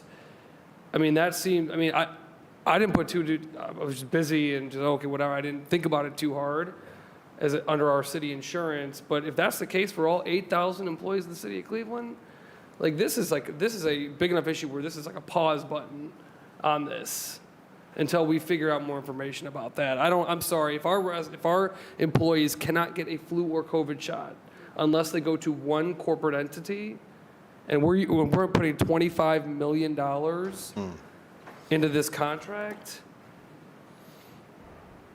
I don't know. I don't think I'm going to vote for this. Well, let me say this. In addition to that, the doctors are actually referring the patients to the clinics. So they don't even actually do it. I mean, they, unless you get the right doctor, but they don't. But to the question, is there anything we could add from a legislative purview that can strengthen the fact that it must be preventative health care, access to preventative health care for city employees and city of Cleveland residents? Is it something, is that legally something that we could embed, Mr. Roberts? Council President, I'm reluctant to try to put that in this legislation. general legislation. The Director Cole certainly, I can tell he really listened to what Councilman Moore, Councilman Carmack, and he is recognizing that it was one of his concerns. I think you're covered. Mr. Chair, I'll just note too, there was a company on East 9th Street that completely abandoned the city of Cleveland, and we still pay them tens of millions of dollars a year to use our healthcare medical mutual, and we pay them. They removed all their jobs, their corporate headquarters out of the city. I mean, we're bankrolling tens of millions of dollars of public money into these companies. I mean, I don't know. I don't have a comfort level vote. Okay, let me ask you this. How pertinent is this? I mean, is this time sensitive? Can we hold it for a week until we actually get some answers for how we can address this legislatively and how we can get guarantees for that the citizens of the city of Cleveland, especially the employees of the city that live in the city of Cleveland, have equitable access? Can we do that for a week? Is it going to be time sensitive? Sure, no, to the chair. We could hold it. I would agree with Mr. Roberts that what we probably will do with the RFP is going to be very specific, related to this and other concerns that I know I've identified, my team's identified, or issues that have been brought forth to us. I guess I would just be cautious that we don't put something in that will ultimately restrict what we can do through the RFP process. So can we do this if we could? Because I do want to hear from Councilman McCormick and Councilman Casey in closing. Can we get those concerns and how you propose to address them in the RFP? And then once we get those, we'll talk with our attorneys and the law department to see if there's any potential to legislate it. If there is not potential to legislate it, then maybe we just add an addendum to executive summary or something to the legislation so that we can make it clear, because I think we at least got to show our residents that we're advocating, because what's happening in this industry where people are being bounced around like a ping pong ball is not. Yeah, and Mr. Chairman, if I may, I would just say that, and again, I would ask for a clear in writing commitment from the department that will be in the RFP. If it's inappropriate or whatever on the legislative side, like, I don't want to just put that out. I'd like a clear, in writing letterhead with your signature that city employees will not get bounced around to 5 pharmacies or have to pay for something when we're investing $25 million in this company. So that would be my request, but I'll yield the floor, Chair. Right. Well, we're holding it, and then if you can get that in writing, and Director, if you get that back to us in the executive summary, then we'll put it back on for next week. Okay. But we just need some clear guarantees to address those issues that all of the council people brought up. Councilman Casey, I know you had a comment. Mr. Chairman, to the Director, is this asking for permission to go out for an RFP and enter into the contract? Yes, through the chair, excuse me. Maybe when you come back to the table, Mr. Chairman, to the Director, it should just be for asking for the RFP so that we can see what the responses are on this side, as opposed to an RFP and entering into the contract, if that makes sense. Thank you, Mr. Chairman. Thank you. Seeing no other questions, we're going to hold that piece 109-2024 until the next council meeting. I have been instructed before I go to the next piece by my council attorneys that 145-2024 by law has to go in front of the Housing Trust Committee. Or let me make sure I get it right, because I want to make sure that I'm saying this right. Okay, yeah, the Housing Advisory Board. Yeah, so 145-2024 has to go in front of the Housing Advisory Board. Therefore, it will not go to the full floor for a vote tonight until it does get reviewed by that Housing Board. Then it will go to the entire body once it's vetted after that, okay? Okay, Mr. Cole, ordinance number 110-2024 by Councilmember Griffin by departmental request, an emergency ordinance authorizing the Director of Human Resources to employ 1 or more consultants to provide assessment and design a citywide management training strategy and implementation program and a citywide employee performance management and implementation program. Director Cole. Thank you, Chairman. So this piece of legislation is related to some needs that are citywide. The first part is related to the assessment and implementation of management training throughout the city. From what I've gathered in my time here, there, generally has been a lot of individuals promoted from within, which is great. I would encourage that every time prior to the hire of an external, if possible. However, a lot of times it doesn't come with appropriate training, and we've identified a lot of areas where that could be beneficial. The second part is related to performance management. Citywide as well, there are pockets of performance management that is done for various groups, but nothing consistently across the city. So this is also to engage a consultant to do a study to really see what we can do in terms of instituting a performance management system through the city of Cleveland. So they're kind of paired because they really do kind of go hand in hand.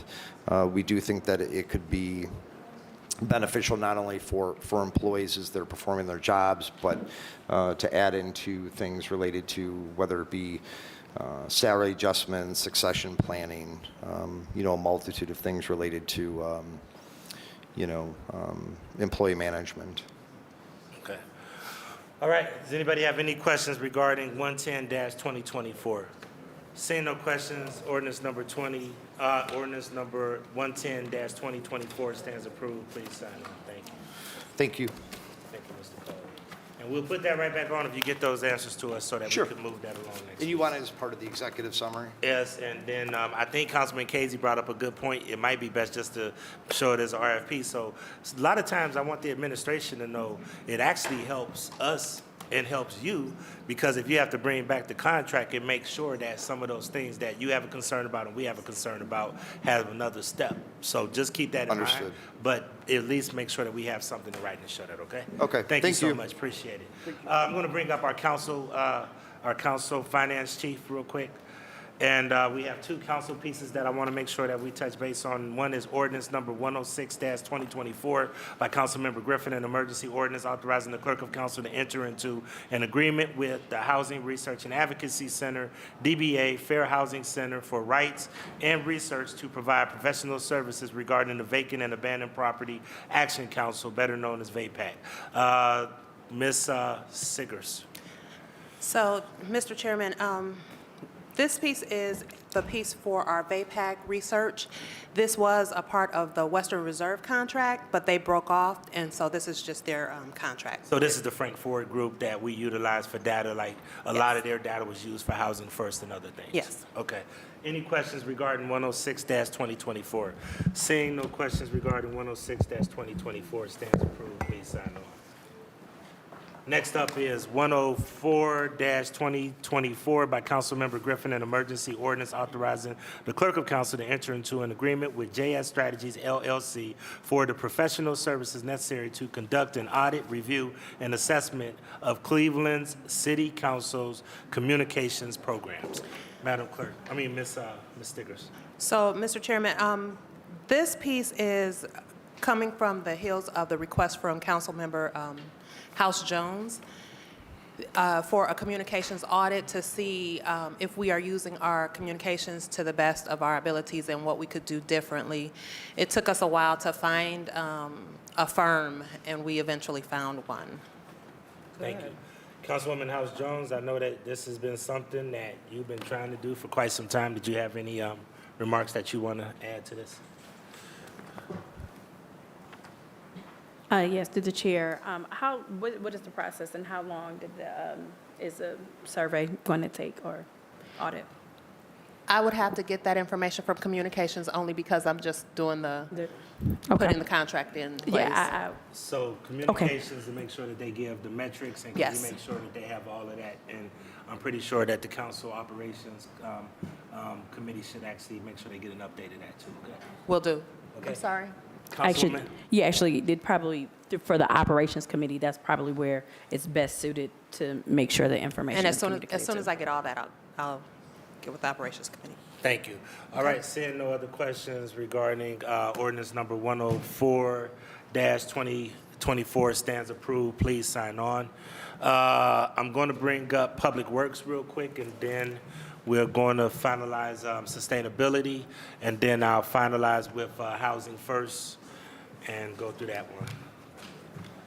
Okay, Public Works. Why is this set up this way? What is this set up like this for? Why is it set up this way? Is it missing something? Never mind, don't worry about it. I got it. All right, Mr. Laird, how you doing today? I'm great. How are you doing? All right, Council good. President? All right, so I got two pieces. I'm a little bit confused on what this is. We're asking for a piece to pass under suspension. Say that again. Oh, so is it two pieces?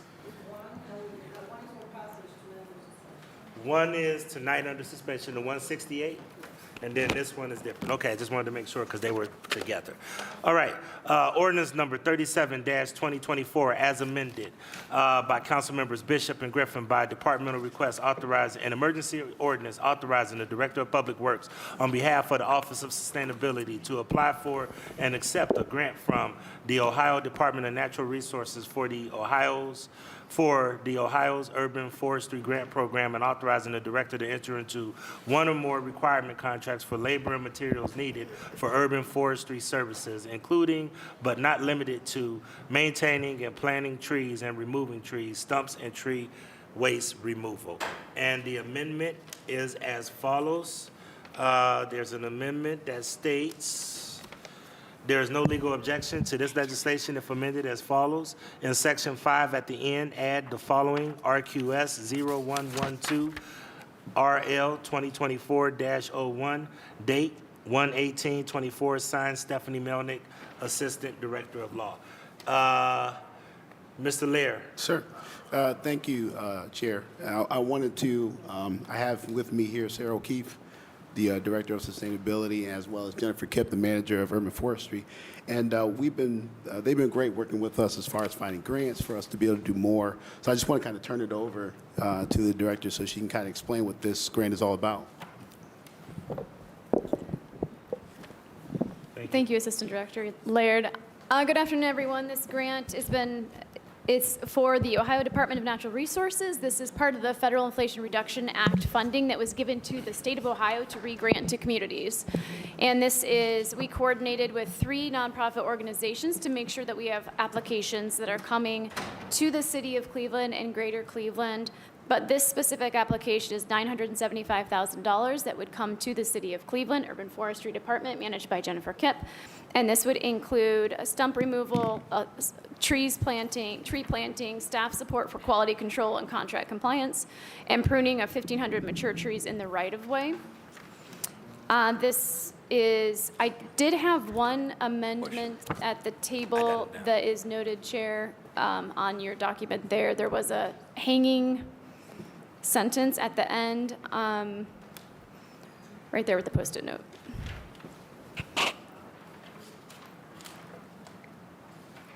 Is that the amendment? The request is to delete that highlighted yellow line. It was, I believe, accidentally left in. I don't know if Law wanted to comment on that. Okay, so you're asking us to remove that amendment? Remove just that section? Yeah, Okay. final line that was an error in the final Okay. legislation you have in All here. right, Councilman McCormick is going to proffer an amendment if he could. Let me do it now. Yeah, if you could. Alrighty, Mr. Chairman, I'd like to motion an amendment for 37-2024 in Section 5, the last line, strike this ordinance, comma, and any other funds approved by the Director of Finance. You got that, Mr. Roberts? All right, we're good. So amendment has been on the floor. Do I have a second? I'll second. Councilman Polinsky, a second. Is there any discussion? Seeing no discussions, all in favor say aye. Aye. Any opposed? The ayes have it. Please proceed. Okay, so that is the grant was submitted in December, at the end of December. The application was outside of council calendar. So we have a copy of the grant that was also in the grant detail that was sent to council as well. Thank you so much. You're welcome. All right, I have on this one McCormick, Polinsky, and Spencer. Thank you, Mr. Chairman. So, Chair to the Chief, this is through Joe Biden's American Rescue Plan, or Inflation Reduction Act, is that correct? Yeah, through the chair, that's correct. Wonderful. We're thankful for the members of Congress that voted for that and for the President for getting that over the finish line for this $1 million and many other in our community.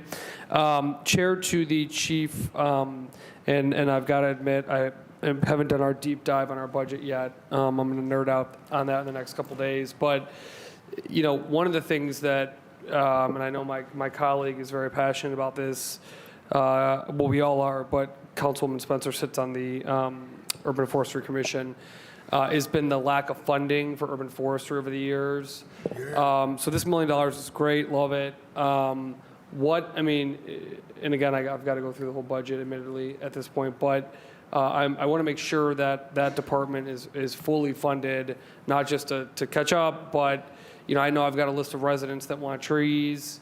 I understand the department's necessity to focus on maintenance. Totally understand that, but I want to make sure that we continue to have a budget to plant trees.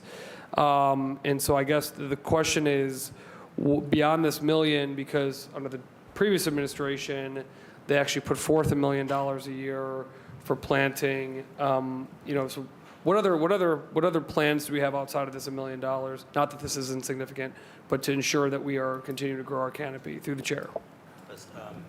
Assistant Director. Through the chair to the councilman. So last year, we did have an infusion of about $1 million. But again, to your point, this was mainly about maintenance. Right.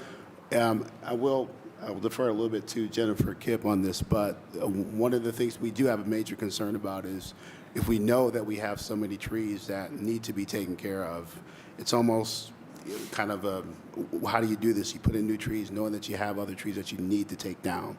So we've had this for a long time. We even going back to the emerald ash borer situation where we knew we had to take these trees down. We had to do it quickly. And in our mind, we have a lot of work that we need to do for the tree maintenance. I do want to defer over to Jennifer so you can be a lot more technical than I can be. But I did want to make sure that you understood that it's not that we're overlooking this. It's just that I understand that. So through the chair to whoever, what is the dollar amount for new trees for 2024? Specific dollar amount. Not for maintenance, but for new planting. Ms. Kipp? Yes. Yes, thank you.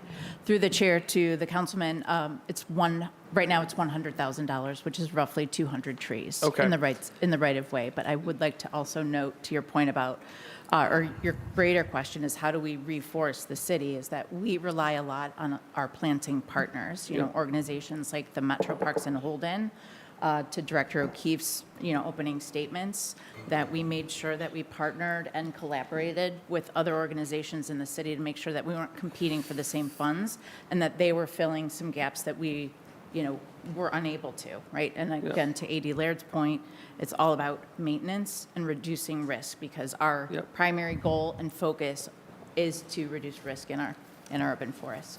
Thank you. I know, and I do appreciate that, and I understand the good work that your department does and how important it is. We all deal with those calls and call you, and so we get that completely. I would just say for our body, I don't think 200 trees citywide is acceptable.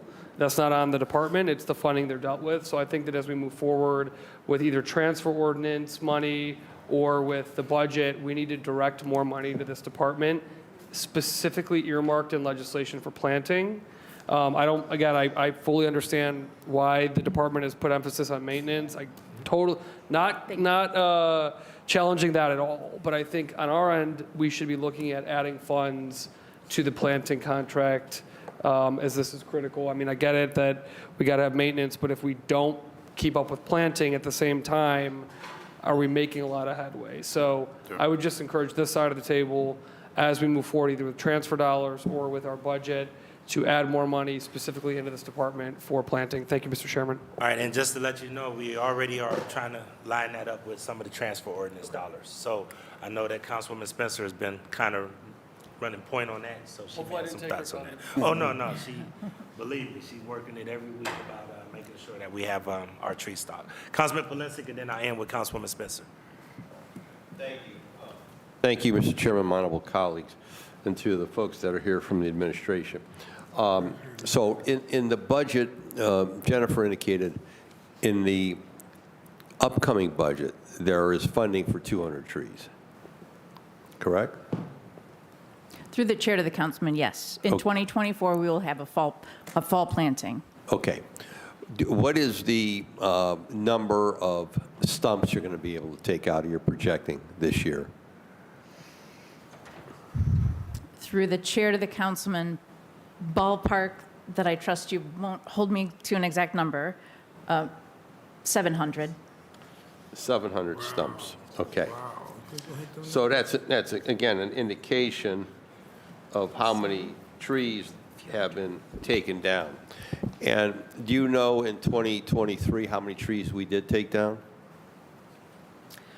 Through the chair to the councilman, I don't have the exact number, but would be happy to get that to you. Yeah, if you could provide that to us, because again, you're not only dealing with disease trees, as we know, but you're also dealing with storm damage trees. And we know what some of the severe storms that have come through the city in the last year. And my ward was one of the recipients of those storms. What I'm trying to do is get a better understanding. When I came in to my honorable colleagues, when I came into this body many decades ago, we had a tree farm. If I needed a tree, if someone called me and said they wanted a tree, I would call the commissioner and I'd get a tree. And I think of those days, I think of the things that I took for granted in the day that are no longer with us. So I want to pose this to you and to the administration. With all the vacant land now that we have in the city, should we be thinking once again of starting a tree farm? where we plant the seedlings, we let them go, and then at a point when we need them, we can go get them like we used to in the day. And I'd make that phone call, and bing, I'd get a tree. I never had to wait to get a tree. And then trying to get a tree today, as we all know from people who are watching this at home, it's like, you know, you got to get on a magical mystery list to get a tree and hope that you get one in a decade, if you're lucky, or you live that long to get a tree. And then we all know what it's like to get a tree, a diseased tree or damaged tree taken out. It's a long period of time. Or to get a tree trimmed, because we're told there's, what, a 20-year rotation on tree trimming? Through the chair to the councilman, at a minimum, 20 years. How many years? 20? About 20 years? Correct. Okay. So that's why I trim my own tree on my tree lawn, okay? Because I figured it would take you guys 40 years to get to it. And so at the end of the day, I just figure we have to do something differently. And so I want to pose to the administration again, and I will officially. Let's figure out, we got 18,000 lots in the city of Cleveland. Vacant lots, I'm told. Some are big, some are small. The tree farm in a day was out at the, it was out by the golf course. What was Seneca? Yeah, it was out by Seneca. Let's see if we can find a site in the city to restart a tree farm. I think it just makes sense today. Because what does a tree cost today? If I was to go to, we're buying trees, we're buying them in bulk. What does that tree cost us per tree? Through the chair to the councilman, with our current tree planting contract, the average cost to plant the tree and establish it for 2 years is $500. Okay, that's a lot of dough. Let's figure something differently. Let's try to figure out, to sustainability department, let's try to figure out how we start a tree farm again and start having trees available where we can go in and get them when we need them, and we're not at the mercy of private contractors and private folks.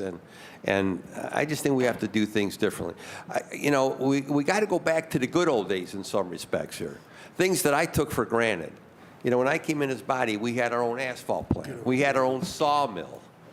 We had our own tree farm. We had all this stuff that just disappeared over the years. And let's go back, back to the future. Back to the future. So I'll leave it at that point, Mr. Chairman. I would hope to hear something where the administration, because we hear touting all these great ideas and concepts. I want to hear something about starting a tree farm again. Thank you, Mr. Chair. Through the chair to the councilman, we'll look into that and see what we can do as far as partnerships and within our own resources, sustainability efforts. We will look into that and try to figure out what we can do for that. Okay. Thank you so much. Councilwoman Spencer, then Councilman Conwell. Thank you very much, Mr. Chair. I wanted to acknowledge that the folks on the other side of the table here today have worked really hard to try to secure as many sources of funding for urban forestry as we can get. This was a December 29th grant deadline, and while many people were trying to enjoy the holidays with their families, I wanted to particularly recognize Director O'Keefe and our urban forestry manager, Jennifer Kipp, for ensuring we did not miss this opportunity. These are pass-through Inflation Reduction Act funds that are being administered by the Ohio Department of Natural Resources. So just really grateful that we have the opportunity to obtain what we hope will be a $1 million award. I wanted to, through the chair, ask our colleagues on the other side of the table when we expect to hear back from ODNR with their decision. I think we're hoping it'll be imminent. Yeah, so through the chair to the councilwoman, thank you, and thank you for your support. And the Urban Forestry Commission, I did not mention the Urban Forestry Commission also supported our application. We put a call in, Manager Kipp put a call in to the state. We don't have imminent would be a good word. We don't have a confirmation yet of the awards yet. Okay, great. And I think, Mr. Chair, as our colleagues have noted that even though this would be an important infusion of resources, we still have a lot more farther to go, and so I will continue to work on this side of the table, as Councilman McCormick noted, on additional sources of funds for urban forestry. So, thank you. Thank you, and I know that Councilwoman Spencer has pretty much taken the lead, and that's her passion, so I know I joke and call Miss Kip the tree lady, but I think you got your match over on this side of the aisle as well. So, Councilman Conwell. You know, I'm going to piggyback. I wanted to point what Councilmember Mike Polensek was narrating to you. You know, the air quality in large cities like Cleveland is getting worse. So you create a tree farm, but not just in one specific area. What some cities are doing, they're creating tree farms everywhere. I mean, you got to be able to work that the city and the farming are directly working hand in hand, where you grow you grow plants, you have trees, not only on the southeast side or the northeast side or whatever. You got to have it that we coexist with nature. Because with the environment going the way it's going, we got to figure out now what part can we play in this also to dealing with our environment getting worse. And the city, and I want to do prevention. I don't want to wait until the red flag hits and say, now we're here, and when you have global warming, it's worse. We deal with it now. We create tree farms, not only at one designated area to the chair, even to great idea you came up with, Mike Polensek, that we created everywhere throughout the city. And we take a lead on it. So that way we work hand in hand. And some of the places, some of these places, we got open lots. We could put plants. You know, trees and plants and those kind of, we need good air. Our children need good air. So we can get ahead of this. And I support urban forestry 100%. All right, thank you, Councilman, appreciate it. Hearing no other questions, ordinance number 37-2. Did I hear from Bishop yet? Councilman Bishop, did you want to add anything to it? I apologize. Oh, yeah, Mr. President, we relieved this in MSP on the request of Councilwoman Spencer. Okay. We fully support this piece of legislation. All right, thank you. All right, seeing no other questions, ordinance number 37-2024 will be heard for full consideration by the full council body this evening, okay? Thank you, Chair. All right, we have one last one before we go to residents first. And want to try to get this one wrapped up, and this one is another one that's asked to be heard under suspension, which deals with our concrete or our asphalt contract. And this is ordinance number 168-2024 by council members Bishop and Griffin by departmental request for passage February 5th, 2024. An emergency ordinance authorizing the Director of Public Works to cause payment to Stone Cold Inc., DBA, Allied Corporation for the cost of providing asphalt materials to the Division of Streets from July 9, 2023 to August 30 of 2023. Director. Thank you, Chair. The reason that we are asking for this passage under suspension of rules is because Allied Incorporated provided asphalt materials to the Division of Streets through a contract. This contract expired on July 28th. The division did not have another contract in place until September. At that time, that contractor still supplied asphalt to us until we were able to get a new contract in place. My administrative group was not able to keep up with the streets folks. That they were performing at such a level, and they were putting down asphalt and they were doing the resurfacing, that when we did our estimate to how much we need to cover the gap between contracts, we didn't do a good job. And so here today, we've made our adjustments, we made changes, we've got staff closer to people, so when we make assessments, we are actually sitting with the people who are actually doing this. You would think that we have done that before, but we didn't do it well. we're in place now to be able to do this. But this is something that we have to do. This is a contractor that actually did us a solid and allowed us to keep getting asphalt to be able to keep our program going. And so we just need to be able to pay this contractor, and that's what we're asking for this on suspension. Okay. Any questions regarding 168-2024? Councilman Casey and Councilman Palense. Thank you, Mr. Chairman. Mr. Chairman, to the Assistant Director, thank you for coming to the table, admitting that you guys couldn't keep up with it and that you're coming to us to help bail you out of it. So I appreciate the honesty at the table. Thank you. Thank you so much, Councilman. Councilman Michael Palense. Thank you, Mr. Chairman. How many yards are we purchasing? So specifically for this confirming order, through the chair to the councilman? How many yards? Specifically for this or in total? For this one. For the 168. Yeah, I don't have the actual number of yards. I can get that to you through the chair to the councilman.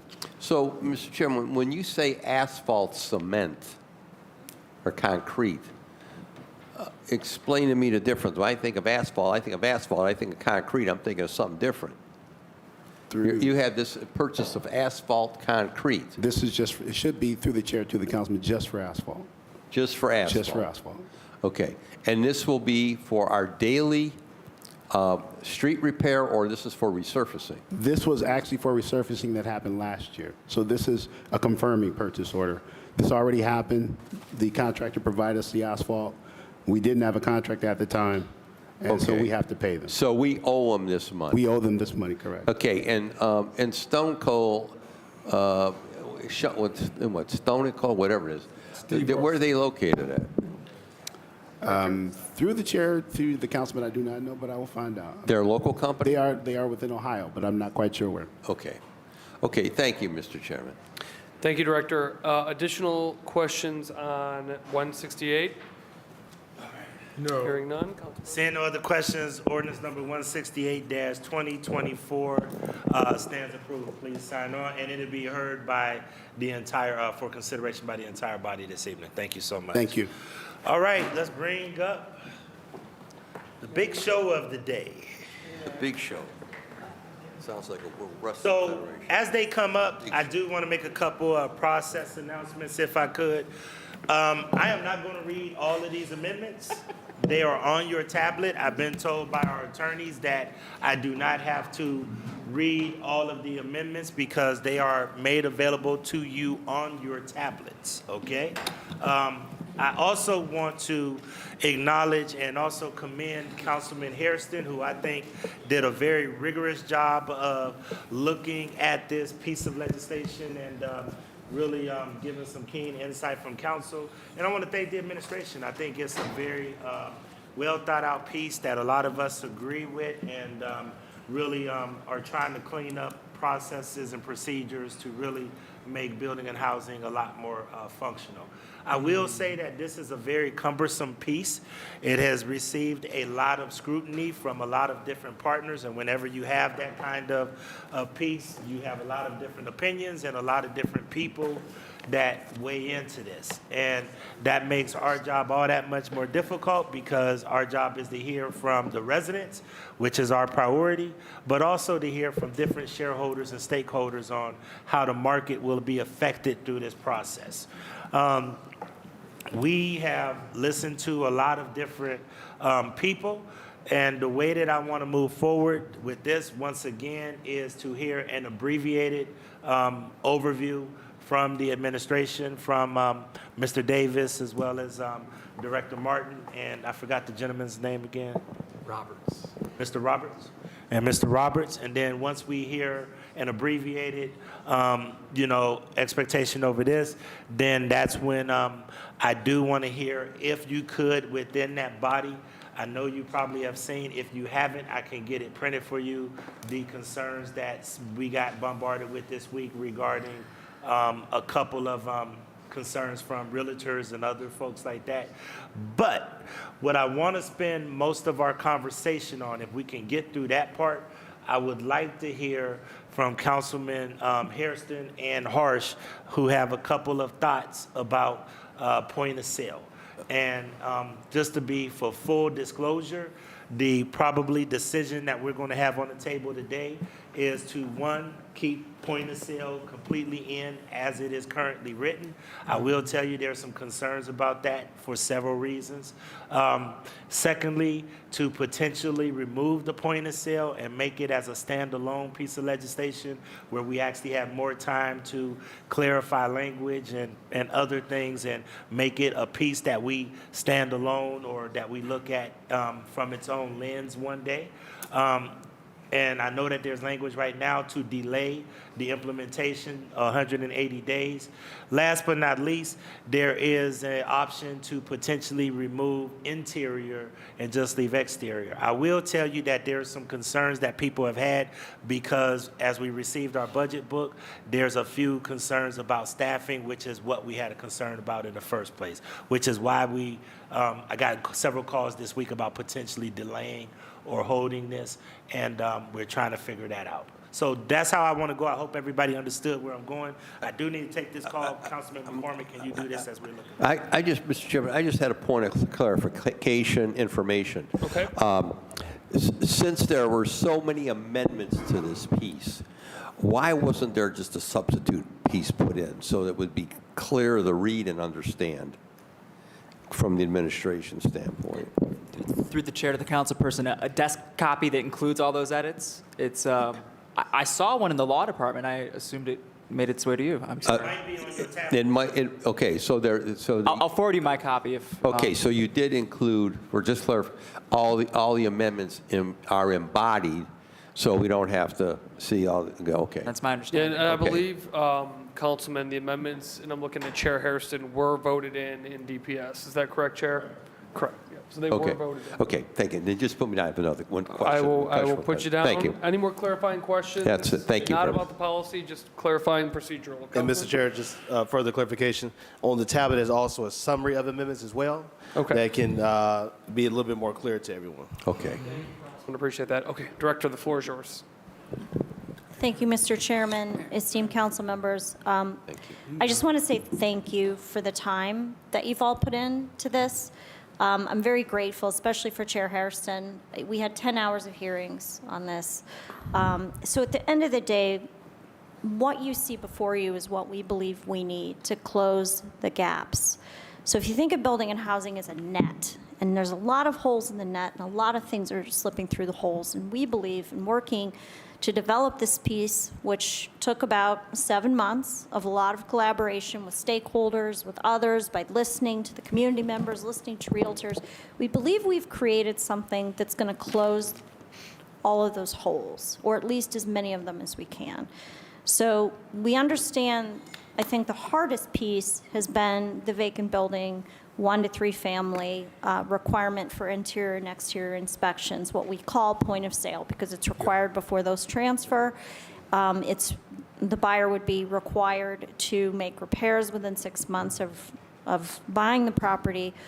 But I think when we think about the fact that we have decades and decades of disinvestment in these neighborhoods, and we know that that's where our DNF properties are, I believe we owe it to Clevelanders to get control of what's going on with those, and I don't think we can do it without inspecting those properties. And I have operated something similar for over 10 years, knowing that it was a game changer, and I believe it would be a game changer in Cleveland. So we want to do this all the way. We don't want to do it halfway.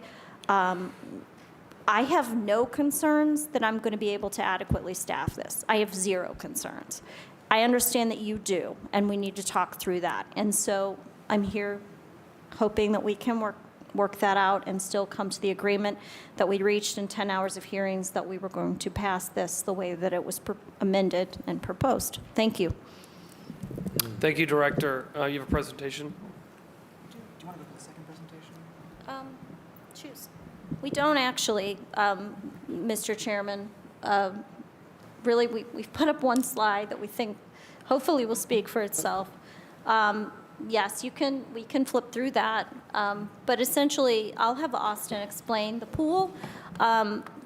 Finance is doing something a little bit different this year with the vacancy pool, which I think is a really smart idea because obviously we know that in certain departments there's a lot of vacancies that have been legacy vacancies that have never been filled, and other people have trouble hiring enough people. Pooling them and allowing people to pull from them is smart. It's an efficiency. However, you know, with building and housing, there's a commitment to staff us fully. And I have no question in my mind that we will be able to do this. We need about 5 people to do vacant building inspections. We've done the math. We believe that will do it for us. I believe we can hire those 5 people. I believe we'll have enough resources to do that. I believe we will be permitted to have the staffing we need. But I'll let you talk, Austin. Of course. Thank you, Director. To the chair and to the committee. That's exactly right. This is a new budgeting process, and our Chief of Finance will be going through at great length about how positions are envisioned to work this year. But it's exactly as Director Martin O'Toole described. Vacancies will be shared among the departments. There's a lot of vacancies, and anyone who is taking a while to fill like a key role should take their time. But in the meantime, our hope is that the funding set aside for that role won't be just sitting there collecting dust. Maybe it can be used for another vacancy. This is a longer budgeting conversation. I think a lot of you have seen this in the budget books. But the end of the day is that there's no positions being cut from building and housing. They're moved to a different pool. This is not a cut, it's accounting. The mayor is absolutely committed to making sure that every position that Director Martin O'Toole needs for this to succeed is filled, that the funding is attached to her department. Like I said, more coming in the budget hearings in the coming weeks, but I'll just walk us through a very, very brief review of how vacancy pools are intended to work. There are, let's see here, 125 positions across different departments locked in. The most building and housing could use in this case is 25. If they need more than 25, it becomes a very complicated process, as you know very well, to get positions from other departments. Moving quickly, a vacancy pool means that these all get to come from the same pool. The building and housing gets to use exactly the number that it needs in order to succeed, without leaving those vacancies, locked up and in a box collecting dust. The money's just sitting there. This means we get to use our very limited resources that we have. One of the biggest concerns we have is when we lock away resources, they just sit there. I understand it's a problem that we all share that concern. This is our effort to make sure resources are used as they come in. I'll just add that the county does this as well. This is a very relatively common practice to my knowledge. For an overview of Residents First in general, the council president asked for, I guess, a brief overview of what Residents First is intended to do. That isn't, should we go to our second presentation from last week? We could switch to the second presentation.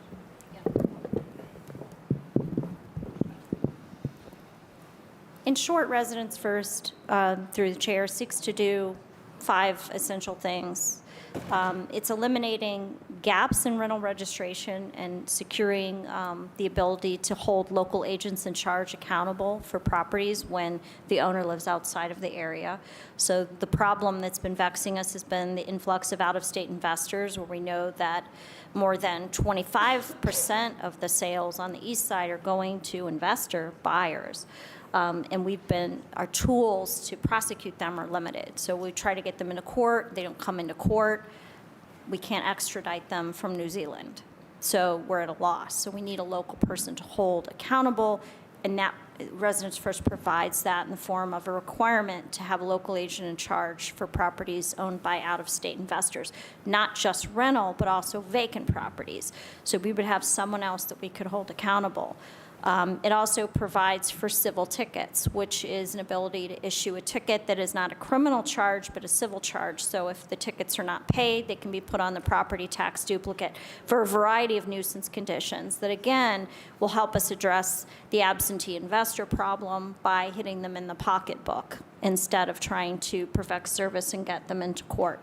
And so the other piece, well, there's multiple pieces, and obviously parking garages, making sure those are certified, similar to how we do facades now. It also puts a little bit additional spin on rental, especially if you own a multi-unit building, to certify your HVAC every year and also to be lead safe. So we've had, as you know, a challenge with lead safe enforcement, and this is a big step. You can't rent in good standing unless you have your lead safe certification, you've cleared up your violations, you're tax current. So I think we all, pretty much, this body has some consensus on most of those. I would say, one of the things that is concerning, would be the vacant building inspection process. And so we can certainly talk through that. There were also a number of amendments, which I believe Councilman Polensek spoke to.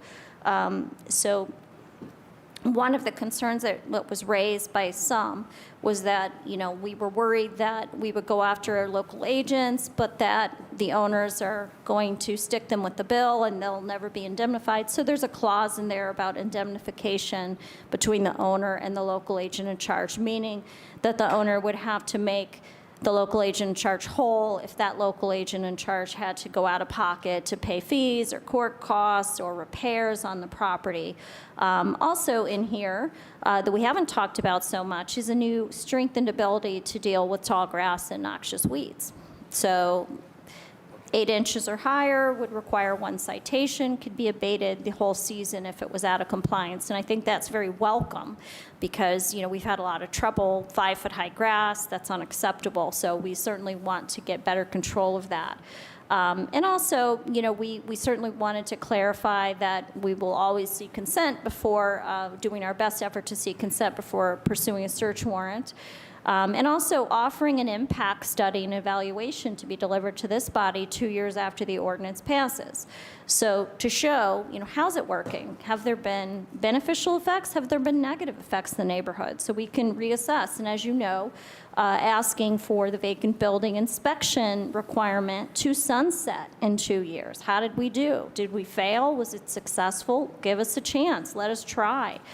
And so also working, of course, with our Land Reutilization Corporation and kind of calling that out more specifically, eliminating the escrow requirement for vacant residential properties for the 1 to 3 family inspection. So at first, we had proposed a $5,000 escrow hold. We eliminated that. So that should have taken away a lot of the objection about doing the inspections. So also, we have the vacant residential fee aligned with rental registration, with the same $70 per unit, mostly to keep people from shopping. Oh, well, it's not a vacant, it's a rental, and, trying to lower their fees. So we thought having the fees be the same made good sense. And also requiring the director to provide extensions to the 6-month window to complete repairs with vacant 1 to 3 family properties that transfer as long as there's demonstrated progress on renovations. Also eliminating the 10% administrative fee on bonds for vacant non-residential, which are the commercial industrial properties that we're requesting that they register every year and place a cash bond. And also no bond requirement for the non-residential vacant properties that don't have code violations, board ups, or are actively being rehabbed. So we feel that by listening to the stakeholders, we even improve this package more, with each iteration. And so essentially, if we really dive down into the vacant building inspection requirement, those that would require the inspection are just vacant 1 to 3 family units. And so in Cleveland, that's about 6,962 structures meet that. And each year, typically between 1,200 and 1,400 are sold. So that's the number of inspections we would anticipate doing in a year. And that's about 6% of the total vacant properties in the city. And as you all know, the vacant properties represent the bulk of the DNF rated properties that we found in our property survey.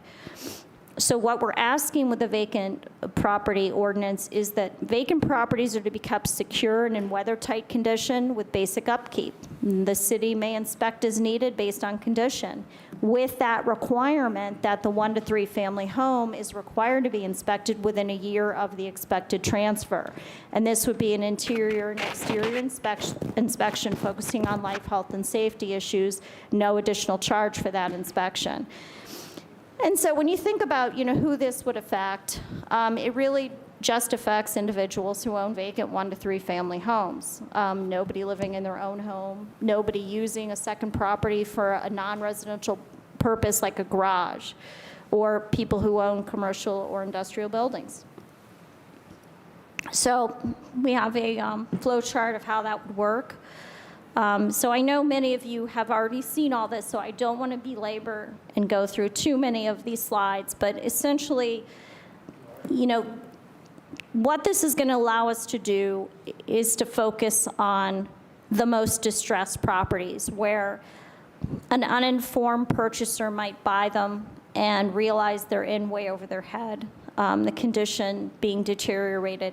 The other thing to note is that we do an awful lot of demolition, and we don't want to keep doing an awful lot of demolition. We believe that these naturally affordable properties need to be preserved, and if we can intervene earlier in the process, we believe we have a shot at doing that, so that we're not just demoing our way out of the problem anymore.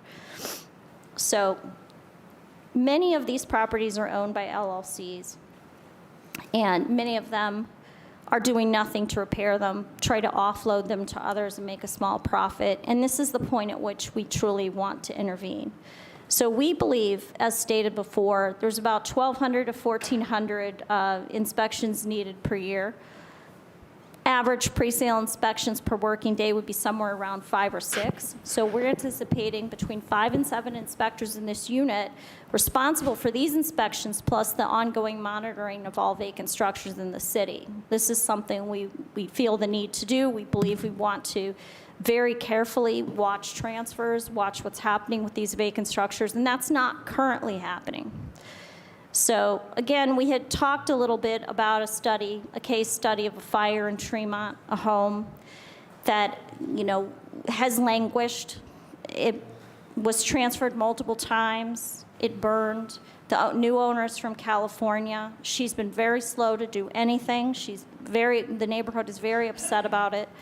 What would have been different if residents first had been the law? Well, the property would have been required to be registered as a vacant building. It would have been inspected inside and out. The buyer would have had to assume the violations and be required to make make repairs within 6 months. And she would have been required to address all the hazards and public safety issues within 10 days. Because she's out of state, she would have had to have a local agent in charge. Inspectors would issue civil tickets if those repairs were not started, and that would have been assessed to the property tax bill if remained unpaid, and we could have taken her local agent in charge to court. Well, we've tried to take this woman to court multiple times, and she's never shown up. So we know that properties that are near a vacant parcel lose 10% of their value. That is not fair to our residents. We also know it's too easy to own vacant property in Cleveland, and that's what Alan Malik said in 2005. When there's vacancy and blight, everybody pays. Responsible property owners lose value and equity. Home buyers look elsewhere for a home. Crime increases with high vacancy, and they expect us to do something. And so what I'm proposing today is to do something. When I was hired for this job, I was hired to fix a lot of wrongs that have occurred over decades. And I think this package, the way that it's being proposed, will help us get there. And I urge your support. Thank you. Thank you so much. And once again, I do want to just say that it's a well thought out, very meticulous package. It's just that we just want to be able to see the results. We want to see it implemented. And as we stated earlier, I'm glad that Austin gave the first crack at the council to try to explain that pool of workers, because as I expressed to Chief Abunama, there's going to need to be a lot of conversation and clarity about that, because people are not always there on that one yet. So we'll figure that out. I don't want to minimize this, and I do want to give opening conversation and remarks to Councilman Hairston. I do know that Councilman Harsh and others have come close to this. I know that I've had reservations about how fast and how quick we implement and move forward on point of sale, but I do want to give Councilman Hairston an opportunity to talk about his process.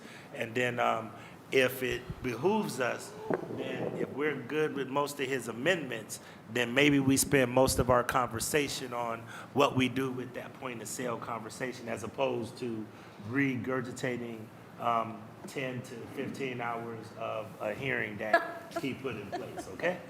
Because it seems like we're down to making one decision, and if we're down to making that one decision, I'd rather us have that discussion. But Councilman Hairston, if you have the floor, and then we'll go from there. Thank you, Mr. President. I won't be long, but pretty much you're down to this one decision, right? Yeah. You know, a lot of the amendments that you have before you are technical amendments through the law department, some of which, and then the other majority came from several interactions between this body, the administration, others, and all the other folks who weighed in on trying to make this ordinance better. I do believe that this ordinance is in a much better place than it was when it first started. I think there's been a lot of compromise, a lot of understanding, a lot of, hearing each other out, right? And I think that we are in a very good place as it stands now.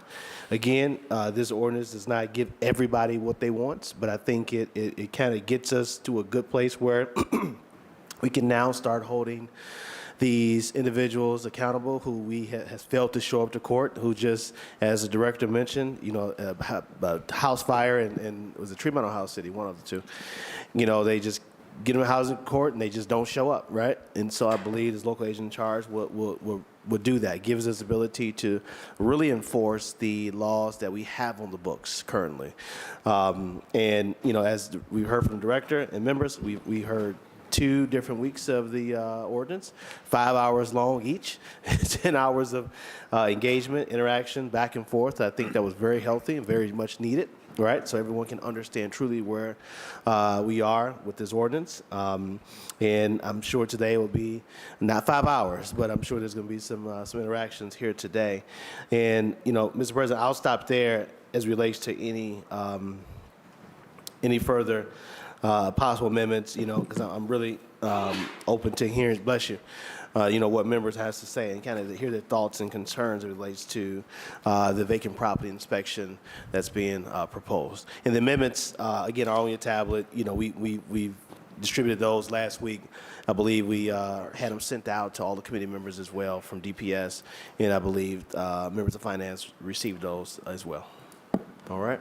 All right, thank you. And Councilman, after you hear this conversation, then I'm going to make sure that you have any final suggestions, because this really has been your process. Thank you. And we're just basically trying to make the last step so it could actually become law. And once again, Director, I think all the components are worthy and eligible.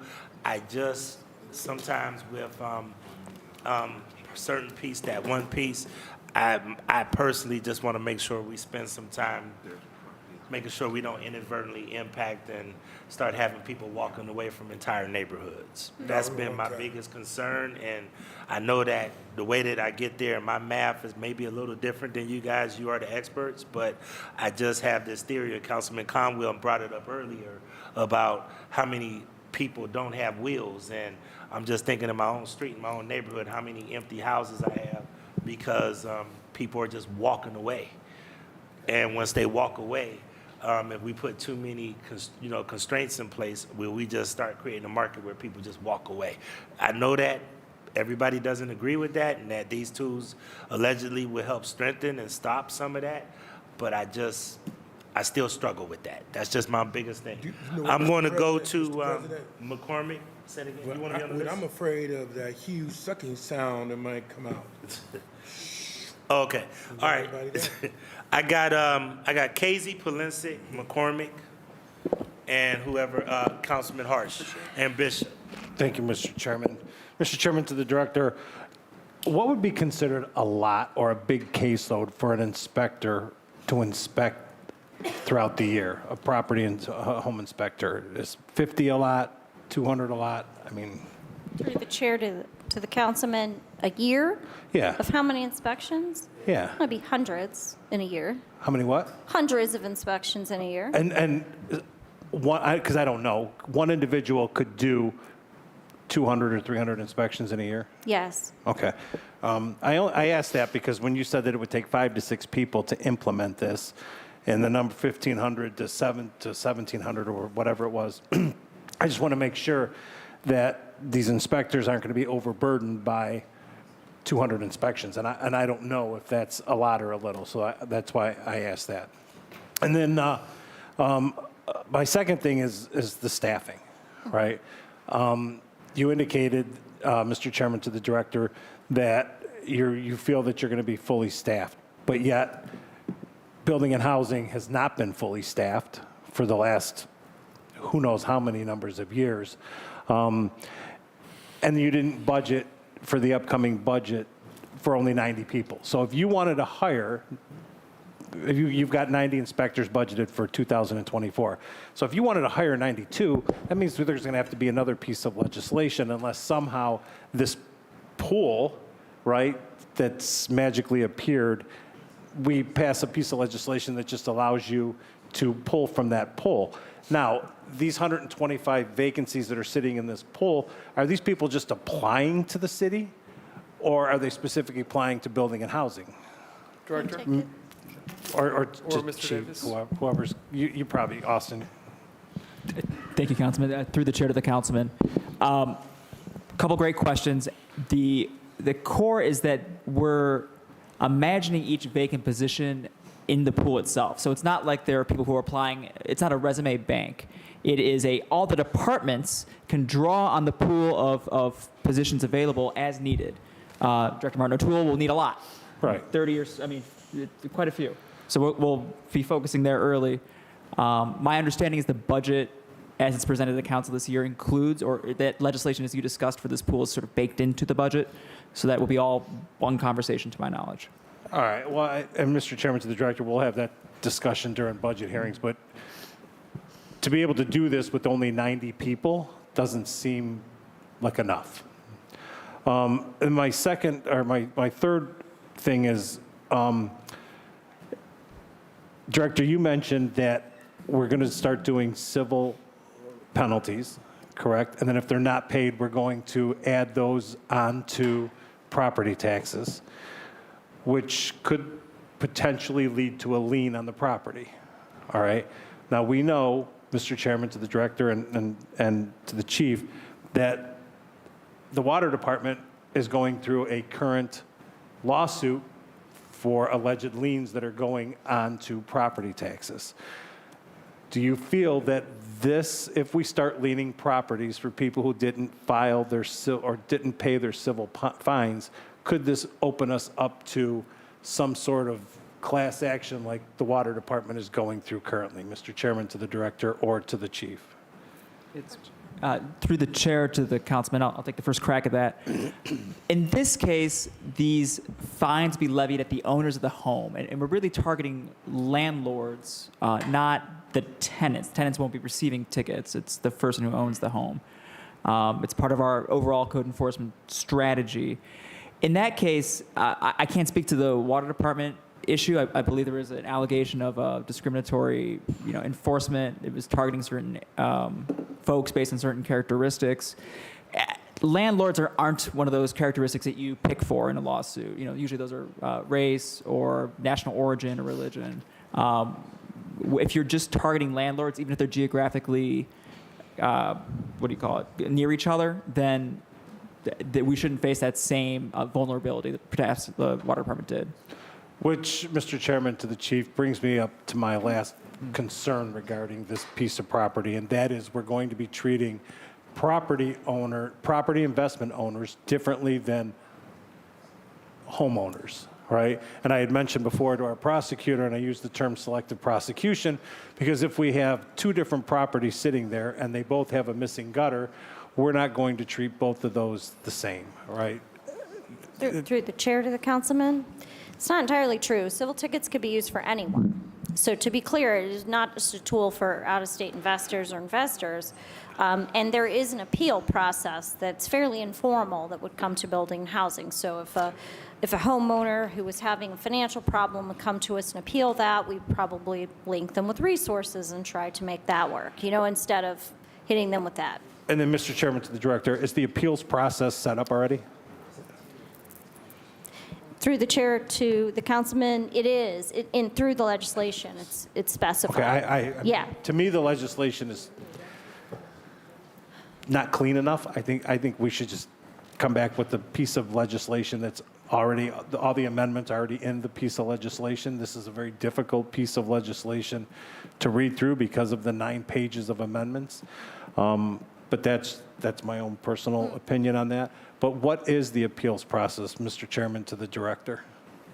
Do you want? Through the chair to the councilman, it's the Board of Building Standards, BBS. The appeals process goes from a ticket is issued. If the recipient of that ticket wants to appeal it, they request an appeal from the director first. If the director says, no, I agree with what that ticket did, they can appeal to the board, BBS, which is standard for, I think, a couple of our appeals processes internally. And after that would be a formal judicial appeal, I understand. And Mr. Chairman, to probably anybody at this table that can answer this, because I don't know, is BBS set up for civil? Through the chair to the council person, I believe they currently receive all of the public refuse tickets, which are, what the city does really. We have civil tickets just for trash collection right now. Right, but those are civil tickets that are heard. But the appeal to that is over at the court, at the clerk's office. Through the chair, I believe it hits BBS before it goes to the court. Okay, I don't know, but I just want to make sure, because we had to set this up again with Cleveland Public Power. We had to set up an appeals board, right? So I want to make sure that that whole process is in place prior to any tickets being issued, so that when a ticket is issued, we can let them know, hey, by the way, here's your appeals process, and not wait for somebody to want to sue us because they can't appeal. Correct? I mean, Through the chair to the councilman, that's absolutely correct. all right. Yes. So that whole process is It's fully fleshed out and contemplated, yes. okay. And then I just keep going back to the difference between enforcement of investment properties and properties that are owned by homeowners. I don't want to see, Mr. Chairman, to the director, that we start over-ticketing property investment owners. They get together saying they're being targeted for whatever reason. We know how this goes, right? Some civil action lawsuit comes again, and then it shuts down our whole building and housing department, right? I want to make sure that we don't set ourselves up to be shut down in the future because of whom we're targeting, and they organize or they do whatever, and we have to then prove in court over the course of, and 5 or 10 years that a lawsuit's going to go on, and then in the meantime, we can't do what it is that we want to do because we're being held up by some class action lawsuit. Through the chair to the council person, absolutely, that would be, these cases take forever, and you know that very well. I will be implementing and enforcing these codes in consultation with the law department to make sure we're not violating any constitutional issues, that there's no, disproportionate enforcement that could lead to consequences. It's David Roberts is, of course, an expert on this subject, having spent quite a bit of time at the court himself. But what I'm going to ask then is, Mr. Chairman, to the director, to the chief, to the prosecutor, whomever, is that this legislation does not give us the ability to choose one over the other, right? That when we see a house and there's a problem with the house, we're going to issue a ticket, whether, we'll just say 2 houses standing next to each other, both of them have torn gutters off of it. We're going to look at that, inspector's going to go out there and issue that ticket to both properties, and not say, hey, let's issue a ticket to this one at first and work with this one, whoever it may be. Do you know what I'm saying? Once they get the ticket, how we deal with those individuals is different, right? Whether we have different programs set up for homeowners or property investment owners or whatever. But I just want to make sure that that this isn't setting us up because we're going to go so hard after individuals who own property but don't live in them, that it sets us up for something that we may not want to handle in the future. Through the chair to the councilman, I think part of what you're worried about already exists, right? So when we go now to inspect a property, there are 2 choices. You can give a notice of violations. This is going to kick it up to a first-degree misdemeanor, which will bring you to court, could send you to jail. And so we can go hard in that sense, or we could write the minor misdemeanor ticket, which you could just pay $95. It's like a traffic ticket. So we have some discretion already in terms of how we treat each property. And so what I think the real question is how do you manage the tools you have? And I hear what you're saying. If you pick a tool and you pick a class of people, like landlords, I'm always going to get landlords always with this same tool, then yes, I think both, it could be subject to a lawsuit and just in the court of public opinion. Why are you doing that, right? There's no one size fits all. If that landlord only has that one property, it only has that one hanging gutter, maybe you knock on the door and ask to talk to him and you go light. But if it's a landlord you know, he gets a lot of complaints, then why be easy at first? Just say you've already been in court, you have other properties that are wrong, we're going to go ahead and give you the notice or the civil ticket. You also need to have feedback, right? So if you're doing the civil tickets and they're functioning well and people are getting them and they're upset and they're making repairs, then you know you're on the right track. Just like now, if we put people in court, often it works and get rid of a junk car by giving people tickets. But sometimes it doesn't work. The junk car is the tenant's car. Landlord has a hard time evicting the tenant.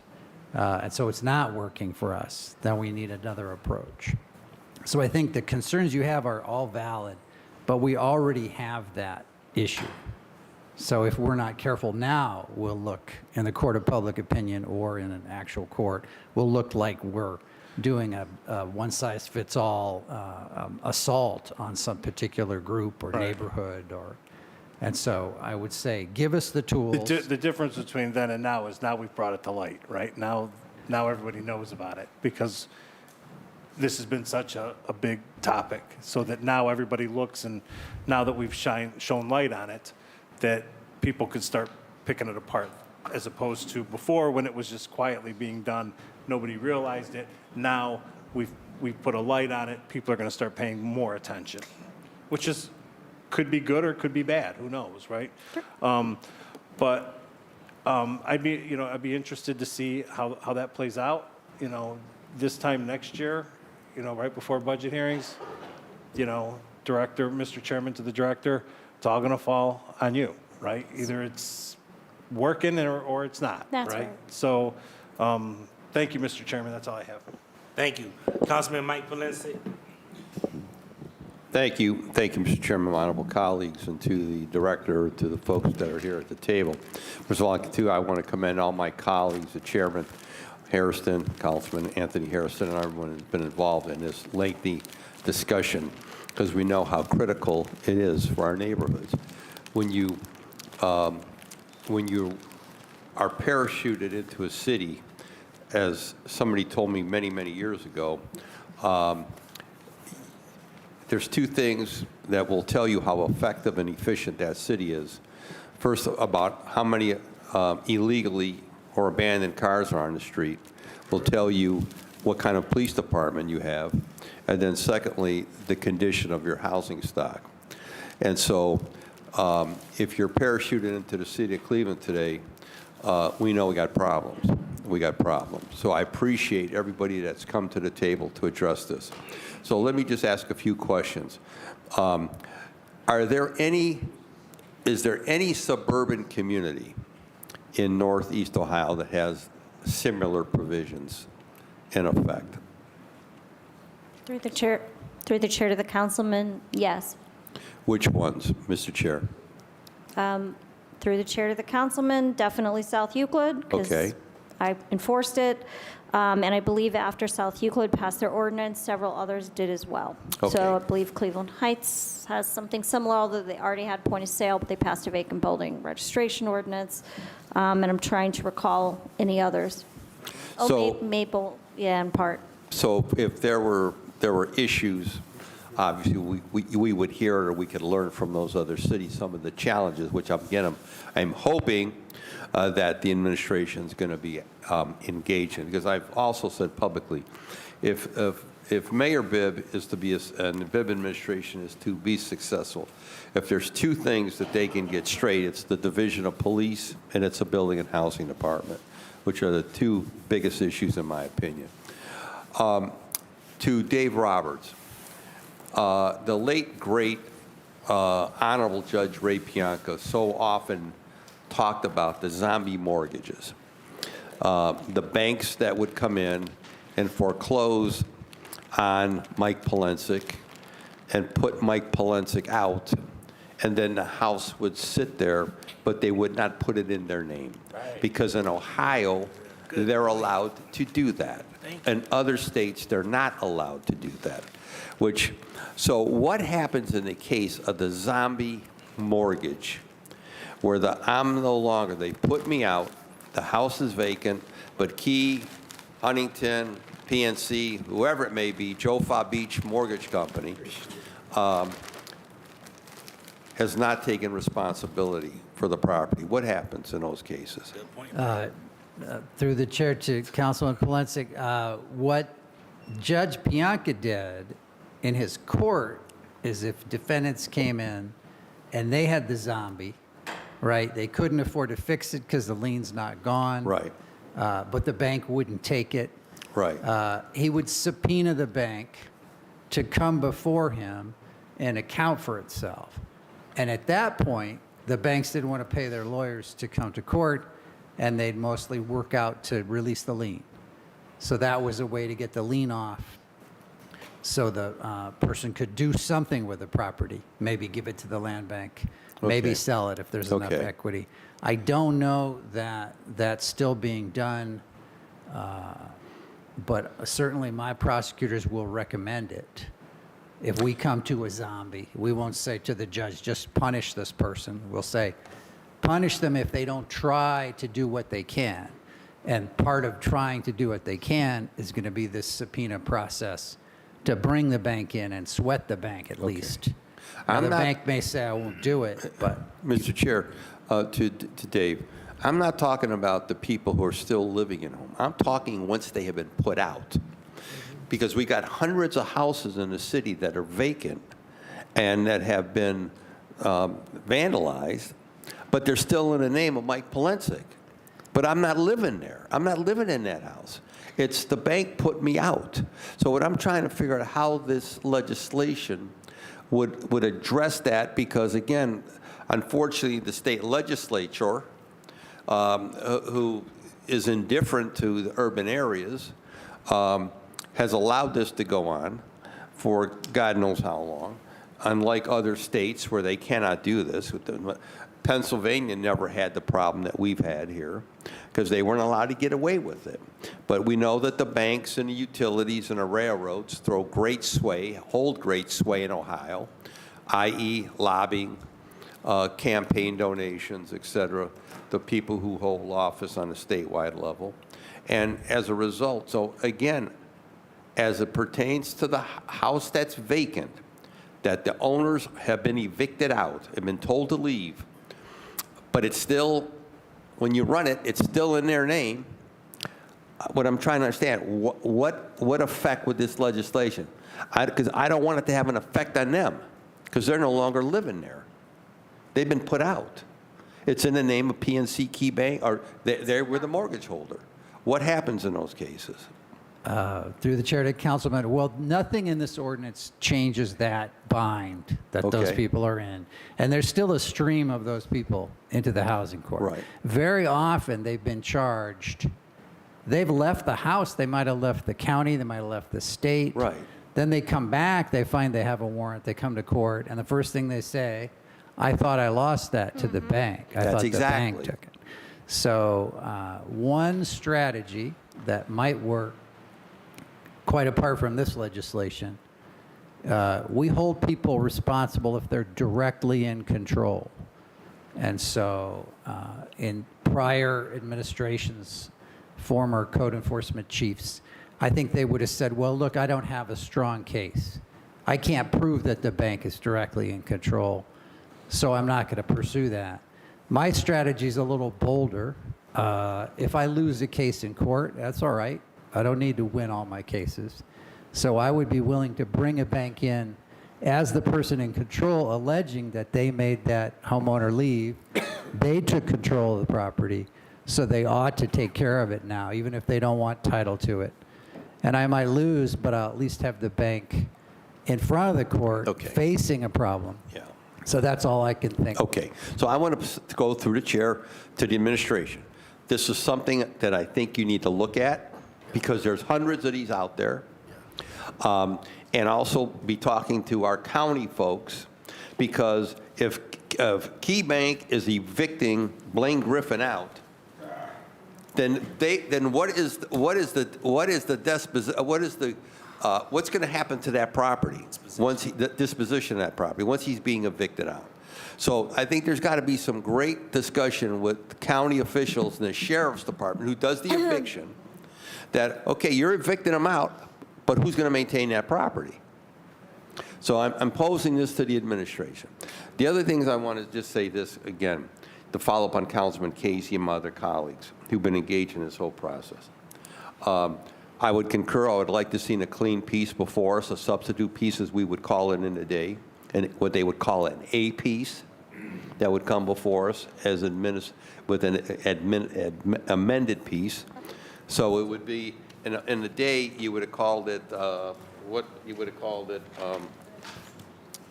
1039-A, done 2023, because it would have been a clean piece, okay? And we used to do that in the day when we had a lot of amendments.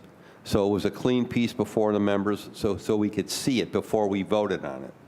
And the last point I wanted to make, and I want to just say this to the Director Martin. I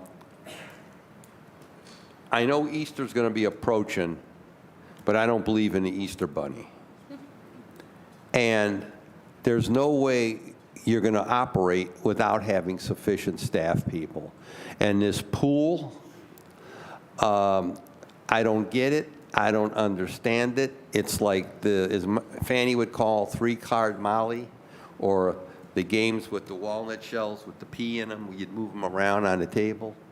I mean, there is no way. I can't understand how a pool works. I've been here a long time. I mean, I know the swimming pool. I know the Browns football pool, but I don't know the employee pool. I don't see how it's going to work.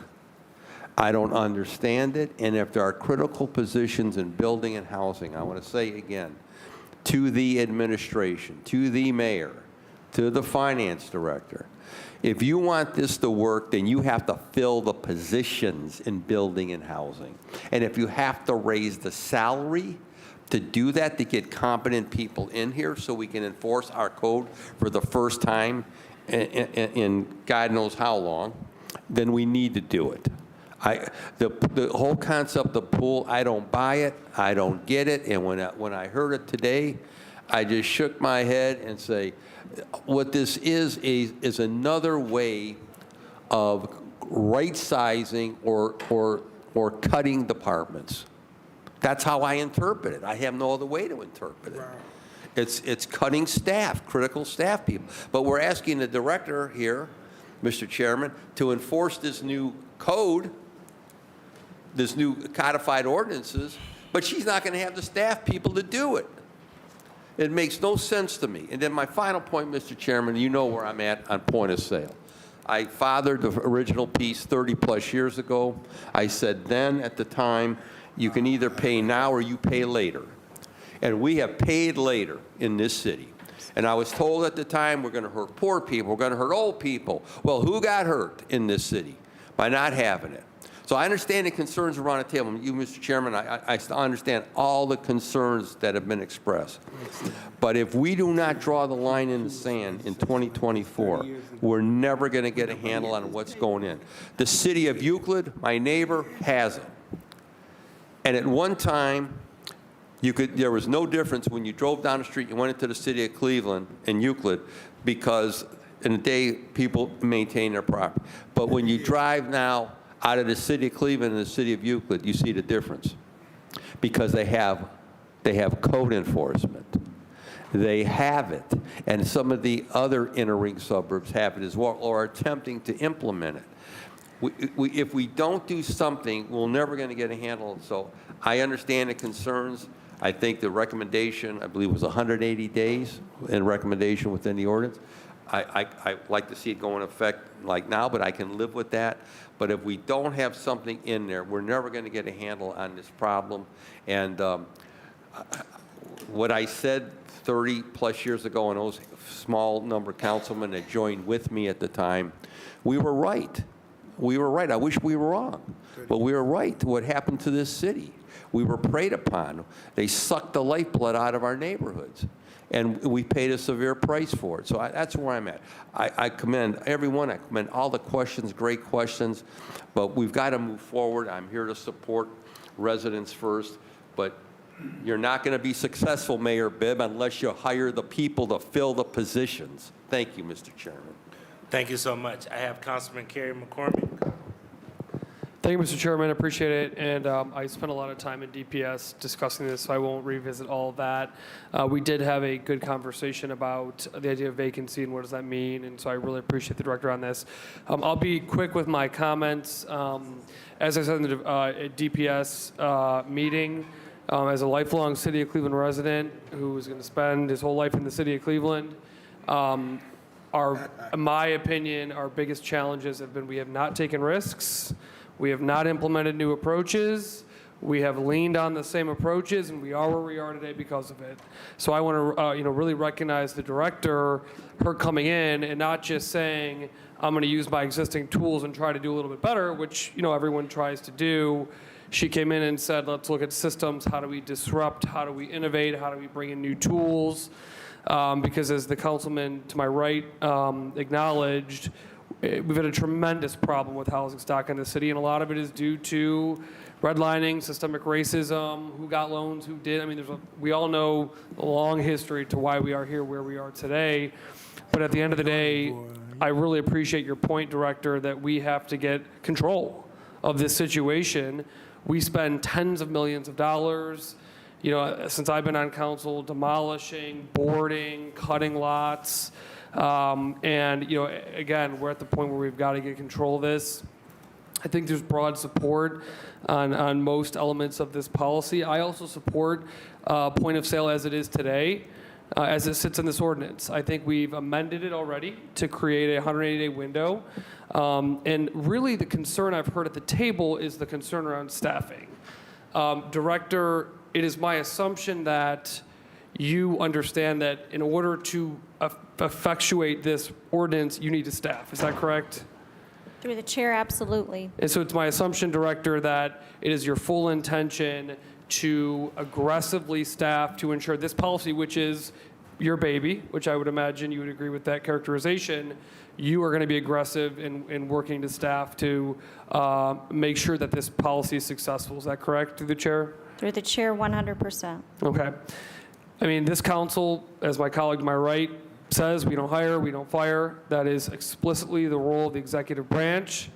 So we cannot have a personal guarantee that you will hire every single person you want in your department within the next 3 months. You don't even know that, right? People apply, they accept, it falls through, things happen. But what I'm hearing through the chair, and we could say that, Mr. Chairman, for any department, any program that we fund, right? Is there an absolute guarantee that every person needed to effectuate policy you name will be fully staffed? We don't know. You can't, if that's how we operated, we'd pass nothing. We'd pass nothing. So the point is that historically, certain departments, in my opinion, they were budgeted at a certain level and they didn't fill those positions. Looked real nice the next year because there was a big, lump sum left over. But again, from what I'm hearing, Director, when you discuss the new union agreement, when you discuss the increased pay bands, when you discuss the different classifications created for different levels of inspections, Chairman to the Director, you fully intend on aggressively bringing on the staff to ensure that the point of sale inspections for only vacant properties is successful. Is that correct, through the chair? Through the chair, that is correct, and I have been staffing up already. You've already been staffing up. Mr. Chairman, I've heard the concerns around point of sale. I agree with and appreciate the postponement for 180 days. I fully support that. We have been alone as a city on this issue for years. No one has come to save us. Investors have not been our saving grace. If they would have been, our neighborhoods would not look like they do. Financial systemic, all of these things have impacted us, leaving us with the bag to the tune of tens of millions of dollars of boarding, of grass cutting, of demolition that we've rightfully had to do in our community. The city of Cleveland didn't cause those houses to go vacant. I mean, we're talking about all these other environmental factors, but we've been left with the responsibility, as we should on behalf of our residents, because it impacts our communities and our quality of life, to deal with them. I'm of the opinion, Mr. President, that over the last 8 months, this director has thoughtfully engaged a wide group of people to be innovative, to take a risk, to put her neck on the line, because let's be clear, the director owns this, we all do, but she's led on this policy, to arrive at a point where she believes she has the tools to make a meaningful impact, a change of approach on housing and stability in the city of Cleveland. Our chairman has spent 385 years duly and wonderfully reviewing this, it feels like, but really going in and out of this policy up and down. Mr. Chairman, we have 9 pages of amendments to this policy that I think were really thought out. And so I say all that to say, I'm supportive of this after the 9 pages of amendments and 10 hours of hearings and better part of a year of development through the policy, understanding the fact that we have got to take a bold approach, new approach to housing in this community. I support this legislation as it stands today, as it successfully was amended and voted out of DPS. I think point of sale is critically important, as the director noted, not only for folks that don't have good intentions, but for someone who does have a good intention and deserves to know what's going on with that vacant property that's been vacant. What is the condition of that vacant property? And at the end of the day, if you are a good property owner, or if you have the best of intentions, A, that property will check out, or B, you'll have a better understanding of what the condition of the property is to influence what your next move is. So again, Mr. Chair, I am leaning on number one, I trust that this director has done her homework. I know she's been successful in the other cities she's worked for. I understand the fact that she is fully intended to do everything she can to ensure that this program is staffed correctly. And for far too long, we have not deployed enough tools to address housing insecurity and deterioration in the city. And for me, I'm supportive of this legislation after the 9 amendments and 10 hours of hearings of where it is today. I think we need to give this director the tools that she's asked for to do her job so that we're not sitting here in another 5 years continuing to have the same conversation. Thank you, Mr. Chair. Thank you. I have Councilman Chris Harsh, and then I have Councilman Kevin Conwell. Yeah, thank you, Mr. Chair. I appreciate the opportunity to sit at the table and talk about this very important piece of legislation one more time. I also, through the chair, want to thank the director for reintroducing baked good diplomacy. It's nice to have some fresh cake in the back. I think everybody appreciates that. And through the chair, I want to thank Chairman Hairston. The 9 pages of amendments is proof of how much work went into this on the front end to bring us something that was going to be a lot easier to discuss. And I want to thank Chairman Hairston for all the work he put into this. I think there are some of the most important reforms I've ever seen in the city of Cleveland in this legislation, and I want to encourage my colleagues to pass it. There is a caveat, but first off, the local agent in charge is vital to this. This is one of the reasons I ran for office. Getting local property managers to define themselves is essential to holding our communities to the high standards that we want to see them. But let's clear the air for a few people. Local mom and pops this has no impact on local mom and pop investors. Under the legislation as written, anybody who lives in Cuyahoga County or an adjacent county can simply list themselves as the local agent in charge. If you manage your own property, cool, just let us know that you're the person managing your property and list yourself. No change for you whatsoever. And if you live outside the state of Ohio, state law already requires you to have a property manager in the state of Ohio. Great, let us know who that person is. Just earlier today, I had to track down a property owner on Spokane who lived in San Francisco, and when I emailed them, I got a response back from a property manager in Bedford Heights. I've had months of problems with this property manager, and if I had known that they lived in Bedford Heights last fall, I would have gone to them directly then instead of having to track them down through internet searches. The local agent in charge will let us know who is actually responsible for the physical property, and it only really becomes a matter of a sticky issue for people that invest in properties from downstate. If you're an investor from Columbus or Cincinnati or something like that, you're going to need a local person that we can talk to, but you needed that person anyway because somebody has to run over to that unit to help tenants out if there's a problem or handle a lockout. So the local agent in charge is extremely vital. Also, to my friends in the realty industry, I would never encourage a realtor to agree to this because A, it's illegal for a realtor to be a property manager for out-of-state investors. The state law already requires that out-of-state investors have brokers be their property managers, and realtors are not allowed to be that property manager. So no realtor should be signing up for this. Secondly, it's voluntary. Nobody can be forced to become a local agent in charge for anybody else. They have to agree to this. So those local agents in charge are going to be people that want to be in the property management business. Cool. We need good property managers. Just let us know who you are so that we know who to contact when there's a problem.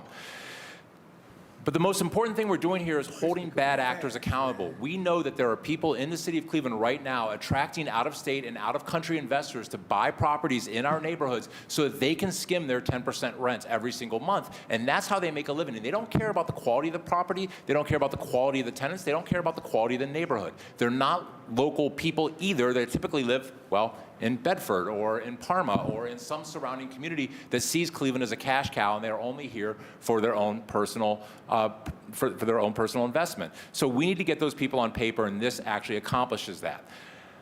It's really important for colleagues to please understand this. We're changing it so that violation notices travel with the property, not just the owner. For years, only condemnations have stuck to the property. When a property transferred, the Building and Housing had to go out there and reissue that whole violation to the new owner. Under Residents First, we are making those violations hold to the new owner. We're also saying that all transfers require a certificate of disclosure so that you have to list those violations. And, interestingly enough, if you don't get a certificate of disclosure, it does not absolve you from having to meet and comply with the violations that do exist within 10 days. And what this means is that inspectors have a lot more work to do off the violations they've already issued. They will not issue violations and just throw them away when somebody new buys that property. They will then go after that new buyer and say, congratulations, you bought a house with 3 violations. You have 10 days to reach compliance with this. We don't even need a point of sale inspection to make that happen. That's already baked into Residents First, and it's one of my favorite brilliant parts of this piece of legislation. But it's going to require a lot more work from the inspectors that we have right now because their violations will not be in vain. They will be able to push these and pursue these to the new buyers as it's written without a point of sale. Ohio is a buyer beware state, always has been, and that's understood by everybody in the real estate profession. Any buyer assumes the risk, it's just that now they assume the violation as well. So these are all excellent, and it's one of the reasons I'm very excited to support this. However, the point of sale does come up as an overly burdensome, unnecessary, and has potential for massive drawbacks. As a real estate agent, I guarantee you, the buyer will negotiate down the sales price of the house if there is a violation discovered through point of sale. When I am working for an agent for a buyer, I tell that person, get a home inspector. Get a home inspection immediately. Don't buy anything without a home inspection. That home inspector comes back to my buyer and tells them all the problems with that house. But my buyer then has the ability to figure out what their budget allows and how they're going to space out those repairs. For some people in our community, they space those repairs out over time. Some of them pull a homeowner's permit and get around to it as finances allow. These people are good actors. These are people who buy properties, fix them up, and put them back out on the market. Many of these people live in our neighborhoods and do this because they care about our community. And they're the ones that are going to be taxed with having to deal with these violations on the front end immediately. It could push them out of the market. I guarantee that that cost will be pushed onto the buyers. Secondly, home inspections don't require you to fix everything within 10 days. If my home inspector comes in and says, yeah, you got a crack in the foundation, that's going to be kind of pricey, and you got a hole in the roof, I might go for the roof first and the foundation second and get to it over a period of time that my budget allows. But as the home buyer, I can make that choice. I can make that decision on my investment. Home inspection doesn't require me to do this within 10 days, but a point of sale would. Next, the union agreement that the director is properly proud of.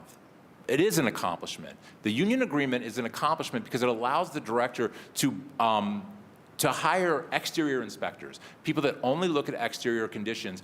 You shouldn't have to have a PhD in housing to say a gutter fell off or a window is broken. And these things have grave impact on the value of our neighborhood because these are the curbside appeal issues. When there's a gutter missing, that has a bad curbside appeal. And I would highly, highly encourage my colleagues here today in finance to consider two potential amendments. One, if you struck 3106.06 altogether, it would remove point of sale. But if you amended 3106.04A to remove and interior, just remove two words from 3106.04A. And if you're looking on your sheets, the pages have been renumbered. That would now be on page 36. Yeah, page 36, 3106.04A. If you simply struck and interior, then the point of sale would be for exterior only. The director would have a new staff of people that can do exterior only. It would be obvious stuff. It would help values in the neighborhood. And I think, Mr. President, every single person on this side of the table feels the frustration of an understaffed building and housing department. We've been feeling it for decades. We've never had a fully staffed building and housing department since I've been in this city. And it's not for lack of want, it's for lack of evidence that I don't believe it's going to happen this year either. It hasn't happened in any other department, and I have very little reason to suspect it will happen this year in building and housing either. If the inspectors are going to have more work because of all the good productive changes that this has, then we shouldn't try to overburden them further with requiring interior inspections. Exterior is a lot faster, it's a lower lift, it's much easier to manage, and it also bypasses any legal issues that I understand 2 lawyers have 5 opinions, but if there's a reason that some of our suburban neighbors have pulled back on some of their point of sale to just do exterior only, I think it just puts us in a safer lane. All in all, this is fantastic legislation. This has been a really good, productive process. I think we're 99% to where this should be, and I would encourage my colleagues to consider striking 3106.04 Section A, quote unquote, and interior. So I want to give the director an opportunity before I go to the next question, if the director or Mr. Davis or Mr. Roberts would like to respond to any of that. And Director, let me say this. I apologize. I do say this, and I know you put a lot of work into this. You know, this council just, we have a lot of things to weigh too. And I mean, I've lost a lot of sleep, spent a lot of time reading this. I know this is a very good piece of legislation.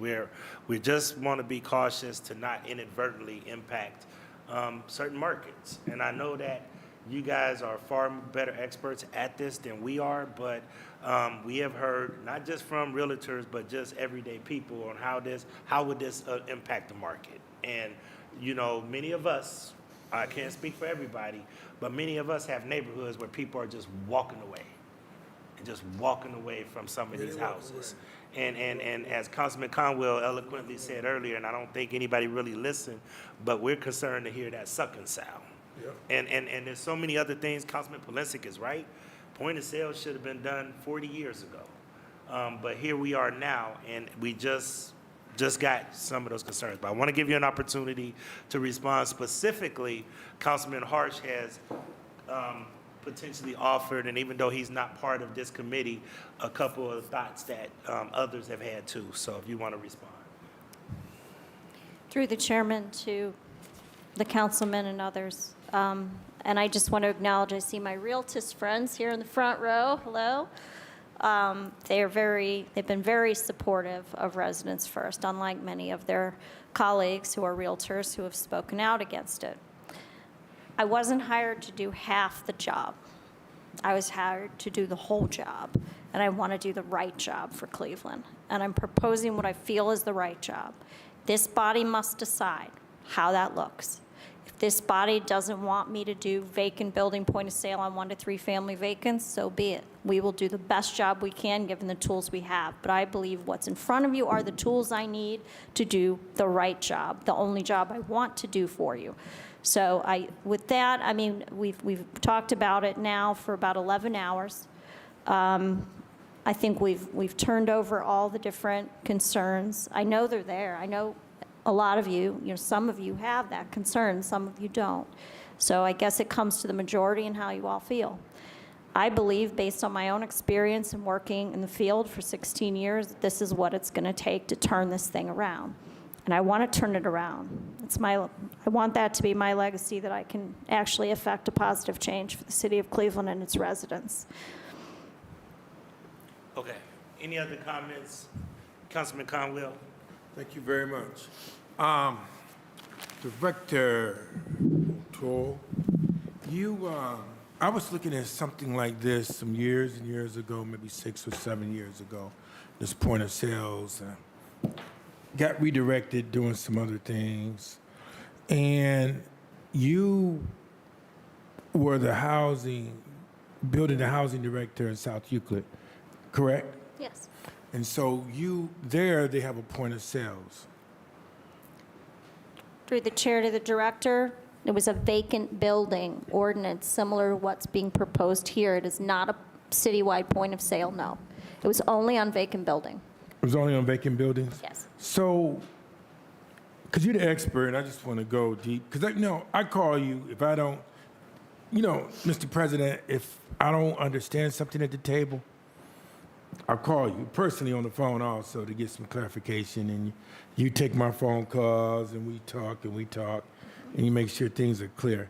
So what made you look at the point of sales anyway? I know you ride around with me in the neighborhood, so you're the expert, as the president just said. Give me your expert opinion on that. Through the chair to the councilman, expert opinion in the way that I've driven the board with you and what I'm seeing. Yeah, interior, exterior I'm houses. seeing a lot of distressed properties, and I don't know what's going on inside of them. Unless we've gotten a search warrant to demolish them, let's say they're not condemnable, but they're just bad. You've had a number of fire-gutted units in your ward that we've driven by with the Eugene and in the car.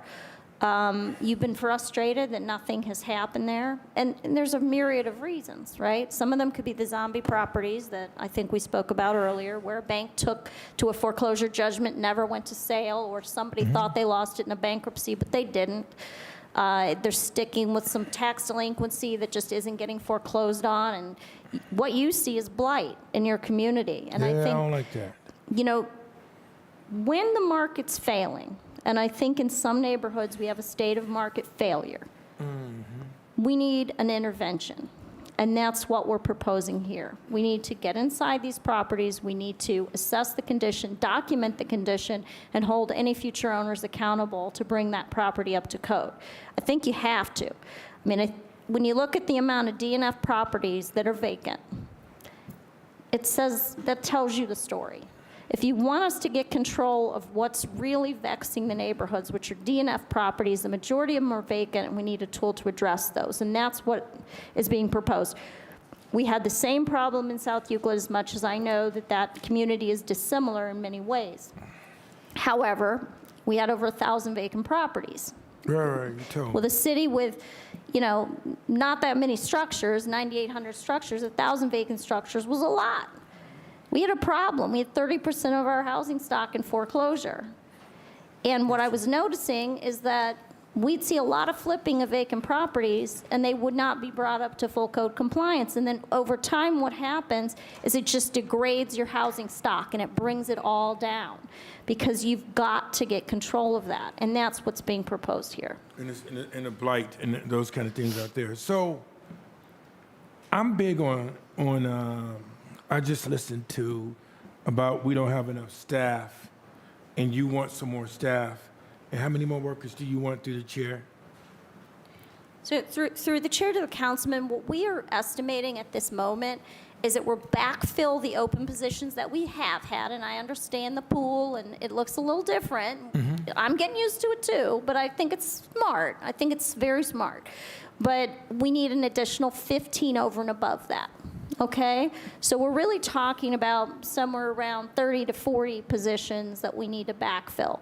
The good news is we've been backfilling them. So we hired a couple RBIs and another BI, and we want to start hiring property maintenance inspectors, which we've been talking about at this table, which is sort of an entry-level inspector who can help us with all of our exterior inspections and have a presence in your ward. Somebody you could pick up the phone and call and say, hey, this is a problem, and they could target that. And I think that's what's been missing. And so that's my intention. And I know that the mayor agrees with this and has certainly given his support to whatever I need to make this work. We all want it to work because we believe that's what's going to make the difference in the neighborhoods and start turning the tide. You know, to the chair and to Councilmember Mike Plinsick, we had at one time several housing inspectors in our ward. It could be maybe, I think, 3 or 4 housing inspectors when I first came on. Now, we have to drive the neighborhood ourselves. So you got a billion phone calls over here. You got gunshots going on at night. You have all these life going at you. And when you and I talked last week, guess what? I was driving my ward on East 72nd Street, East 77th Street, talking about that with Eugene. I said, man, we need people to drive the neighborhood. Like when I'm at the table here right now, I need people to push things and make sure that the homes that have issues they're concerned with, they're over to you, they're demoed, or whatever the case may be. You could save vacant and abandoned houses and not just have the council member to drive around once or twice a week. That's not good. So if you got that in there, but here's the thing. I listened to my colleagues mention about more people working. I'm going to tell you something. That doesn't faze me that much about more people working. You got to have workers. You have to have a culture of execution with me. 15 workers. Sometimes you got 7 to 8, 10 people could do, or 3 people could do more work than 15. You guys know that because everybody doesn't work. So you have to constantly bring them in. You have to coach and counsel them.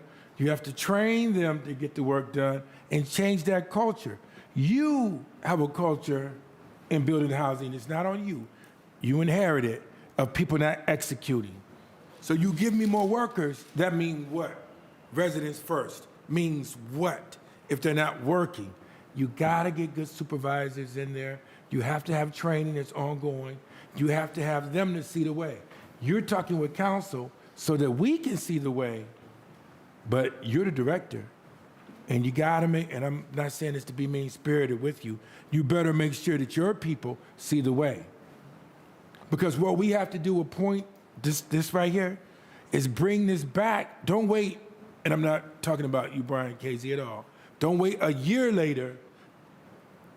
We need to bring you back probably when you start executing on this so that we can measure where you're at and bring you back maybe 6 months or 9 months so that we can see what's working and what's not working, and do we need to amend some things, or are you bringing in the right workers? So this is a big task you asking us to do. I'm not waiting for a year. You need to bring it back to us, to the chair, to the director. Through the chair to the councilman, I completely understand that. One of the things that we undertook this year, we had 2 scholarships that the department received. One to go to Schema in Memphis, which is a code academy at the University of Memphis. The other was for the Center for Community Progress, so the strategic code enforcement group. We also got subsequently, just found out last week, we got a technical assistance grant to help them come in and build our training program. I think we hear a lot about, well, you know, some of your people don't work. Well, I'm here to tell you, having put them out on the survey, and they walked 167,000 parcels, we got a really good idea of who works really, really hard. And we have a number of extremely hardworking staff. So I think we've got a game plan. We're ready to mobilize, Councilman.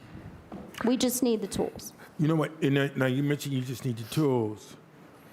I'm not beating up on the workers because I'm not there, but I know that when I call building a housing sometime, and it's been like the same thing over years and years and years, that at my community meetings, the person is getting slapped down and beat up, and they point at is me.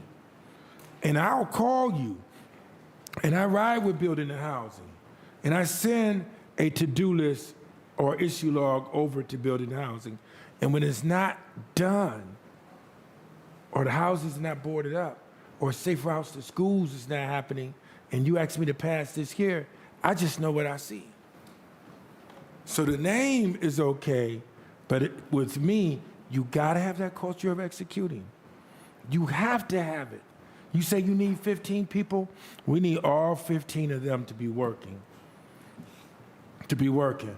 I get mad as a council member. If I can find a way and I hire some people and they don't work, I don't even like to hire, I got to tell you, Mr. President, I don't like to hire friends. I need employees and not friends. I mean, that's just how I think. That's exactly how I think. When you bring them in, and it's hard to terminate people. And then you got to deal with the unions also. And then some of the employees I see here end up telling the directors, I'm not doing that. I'm not doing that. It's that culture to get them to see the way. Let's give her an opportunity. Through the chair to the councilman, part of what we're doing as well is developing key performance indicators for all staff in our department. So we're working with Urban Analytics, and we have a new Acela manager, a senior database analyst, whose sole job it is to keep people accountable for what they're supposed to be doing and develop metrics that we're holding them to. So that's part of what we're doing in building and housing as well, is being transparent with our data metrics. We're trying to pivot, obviously, towards a data-driven approach to code enforcement. You saw that with the property survey, and then what we're doing with the Acela modernization, and also developing KPIs for all staff. So that's true across all 3 divisions: construction permitting, code enforcement, and the director's office. And you give them workloads, is that correct? That's correct. So the plan here, obviously we're starting a brand new training academy. We're intending to staff up. We want to train those people consistently. We're going to be working with law on that.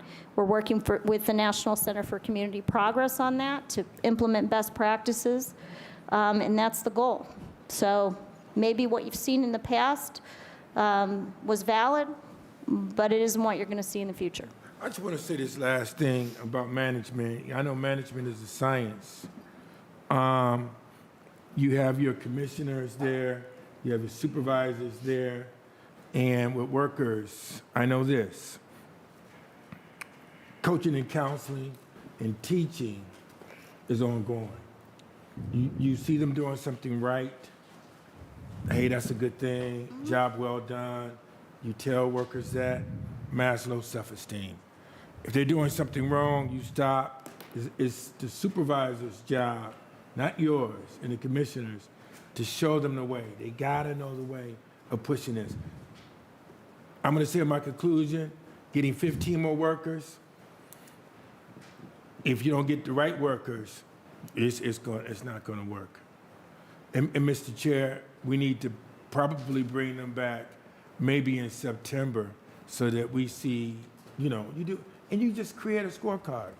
See what's going on in the interior with your workers, workforce, and see what's going on in the exterior, even with the realtors, to find out what's going on and you get that feedback.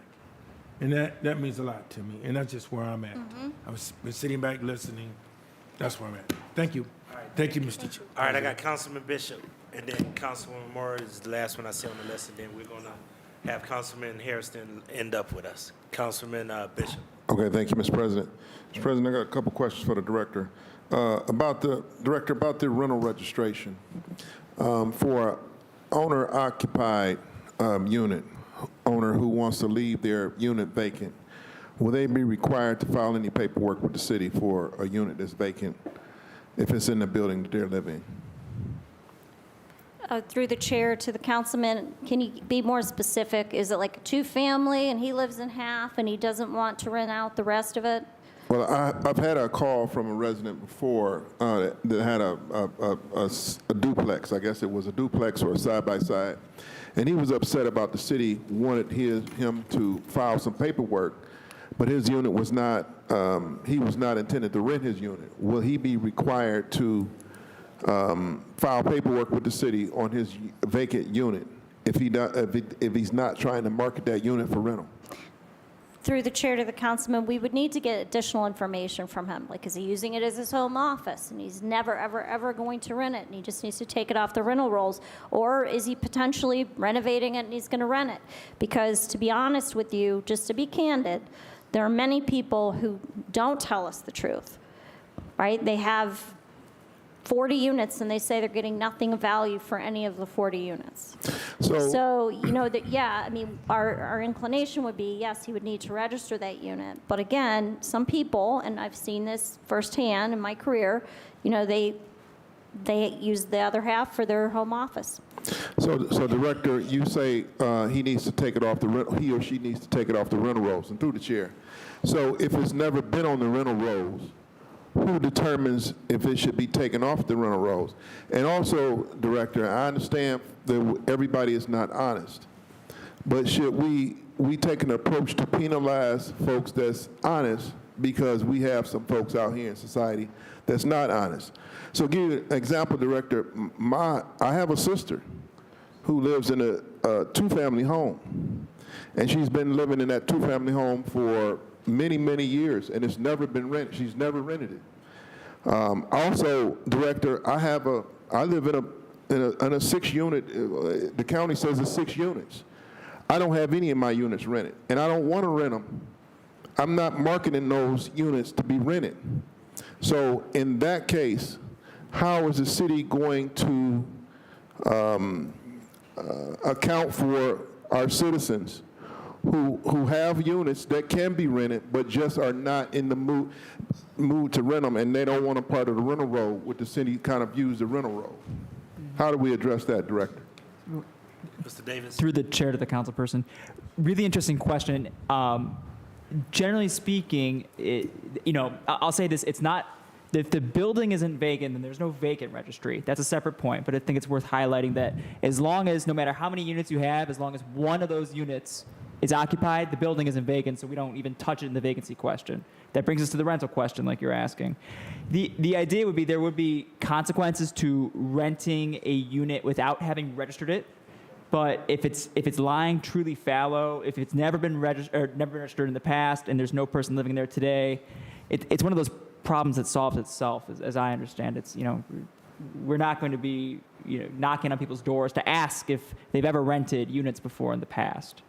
Okay. So as far as the rental registry goes, are you going to require, through the chair, and it's through the chair, are you going to require inspection of those rental units in some kind of way, form, or fashion via exterior or interior? Director. Through the chair to the councilman, yes, that's already part of our existing ordinance, that we're supposed to do that on the schedule prescribed by the director. So our rental inspection unit would send out letters, and in fact, you may have received in the past a Healthy Homes inspection letter, and they would go out and do that. Okay. All right. Okay. Director, Council President, can I make an amendment? Or are we going to wait to the end? Let's do this. I think we got one more person, which is Rebecca Moore, and then if there's amendments that could be proffered, then they can go. Councilwoman Moore. Thank you. I was lucky to be able to participate in the first of the 5-hour conversations that Chairman Hairston led at DPS. I missed the second 5, which was sad for me, because I know that there's been some really robust conversation. I'm not on this committee, so I won't have a vote if there are amendments proffered. So I feel compelled just to sort of give you my thoughts and my position, similar to how Councilman Harshas, who is in a similar position to me.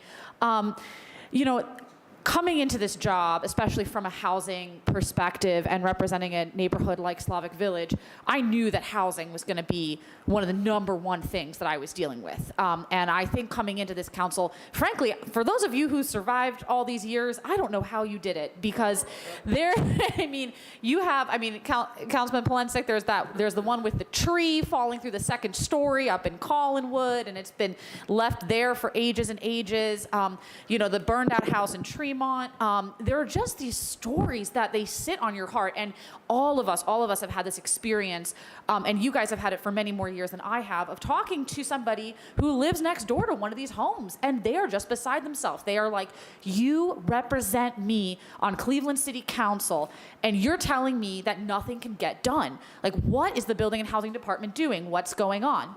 And this is from years and years and years of disinvestment and neglect across the city. It's from systemic issues that even the best-run housing department at the time, and we can quibble about whether it was the best run at the time, but even the best-run department at the time did not have the tools to fix this issue. And so, frankly, it got a bad reputation with all of us. And we all came in and we were like, building and housing is tough to work with. And we basically, in my office, we call ourselves the case managers. We're basically the case managers for building and housing, trying to track down each of these issues.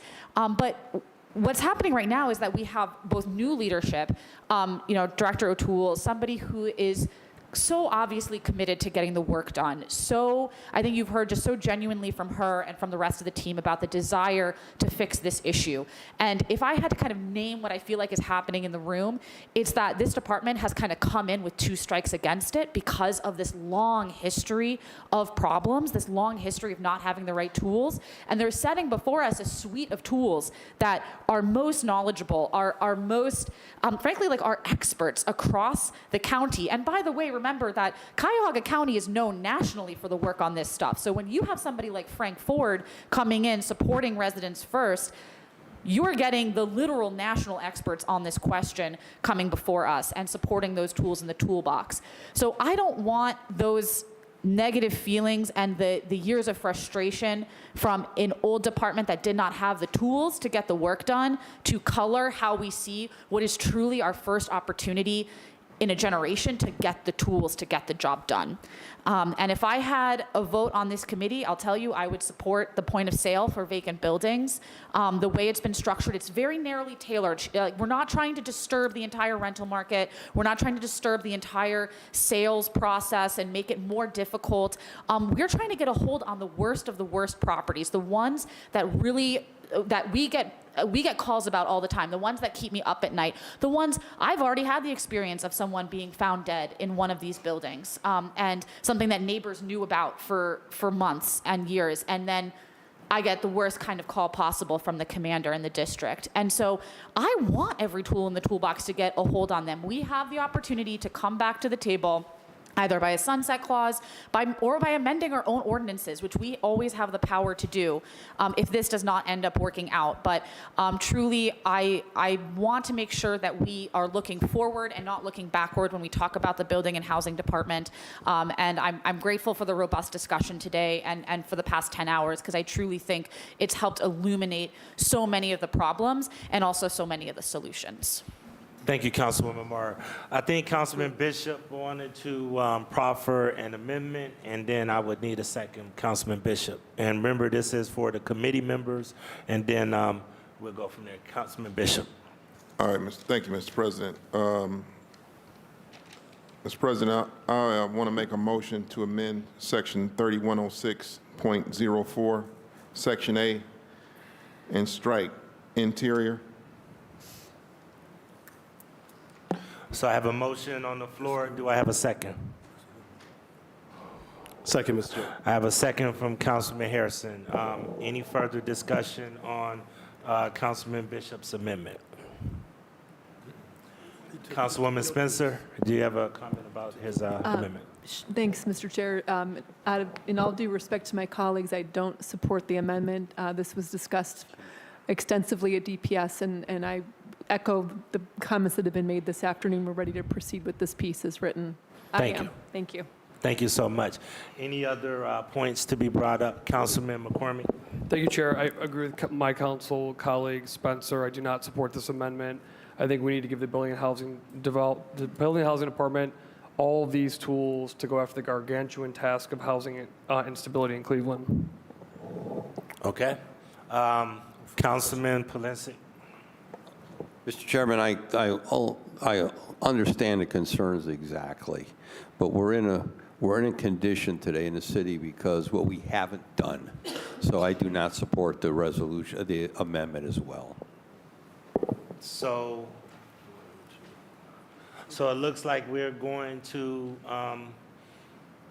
there's an amendment on the floor, and it looks like we're going to have to do a voice vote. So, Madam Clerk? Yes.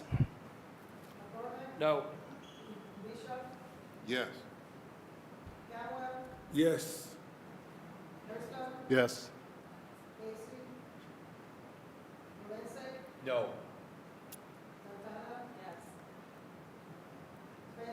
No. Okay, so the amendment actually is 5-3. Yeah, 3 nays and 3 nays, yeah, so 5-3. Okay, yep. All right, so the amendment does pass, and so please duly note those amendments. Any other discussion regarding ordinance number 1039-23? Mr. Chair. Yes, Councilman Hairston, you had the last remark. Thank you, Mr. Chair. Thank you to the members of the Finance Committee and those who sat in today. You know, I know today is a tough one. You know, I know that, you know, at one point I thought that this was going to be removed altogether, which I would have thought would have been a terrible thing to do, is to remove the vacant property registration altogether. However, being a person who has been a part of this discussion and spent many hours interacting with this ordinance, I do think the amendment that Councilman Bishop has proposed is a great step forward. I don't think this amendment take away from the spirit of what the department intends to do as relates to tackling the vacant properties that line our streets. I think that this plus the other tools that are part of the tool belt, this is not only the only tool that they have, or they have asked for. We have given all the other tools that they've asked for. Local agent in charge will be one of the greatest aspects of this piece, is that local agent in charge. So now we have somebody that we will be able to get a hold to, get them in court, and hold them accountable once a property is referred to the housing court for prosecution. That, to me, is game-changing in itself, because the entities have just skipped. They've skipped their duties. They just have not come in. They haven't responded. And now we have the ability to hold those entities accountable as well. You know, and I wrestled with the, you know, just these past hour kind of discussions. And as I told the director, when I saw the budget, I was concerned. She'll tell you that. I called her up and said, listen, what are we doing here, right? You know, on one end, we're pushing and supporting what the director is asking for, but then we get something, the mayor's budget estimate comes in that says something different, right? So we're sending mixed signals here. We can't say one thing and then on Monday, then we're saying another thing on Tuesday. That's a problem, right? What message are we sending here to the city of Cleveland? And to me, we're sending mixed messages across the city. You know, director, through the chair to the director, listen, if it were you and you made that decision on your own, I had no problem, because everything you said you're going to do, you've come through, right? However, the director alone, to my colleagues, is not the only decision maker as relates to staffing, right? Because through conversation, the new and shiny thing that's today may not be the new and shiny thing next week. So a different priority from a different department may come along, and then now we're saying, well, we need to take those positions and move them here. And so what should have happened is that, and I'm so disappointed in the estimate that came over, that the positions for the Department of Building and Housing did not stay as they were. These are not positions that, when we talk about positions that just sit on the shelf and have dust on them, this is one of the departments that we cannot look at in that same manner. This department is very critical to the success of our city. So is public safety. You do not touch public safety positions, and you do not touch building and housing positions, period. With all of the strategies and all the things that we're considering, all the new way of accounting, all those things, I hear you, it sounds good, but you do not touch the positions in those two departments, at the very least.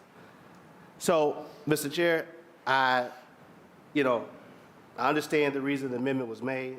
I don't think the estimate that was sent over did any of this any good. I think it cast more concern over the process as a whole, over, what really are we going to be able to see coming out of the Building and Housing Department. I have all the faith in the world in Director Martin, and I hope, during our budget process that this body sees fit to add back the positions that the director needs, and including the additional positions that she needs, because having her positions and along with public safety a part of this pool don't cut it.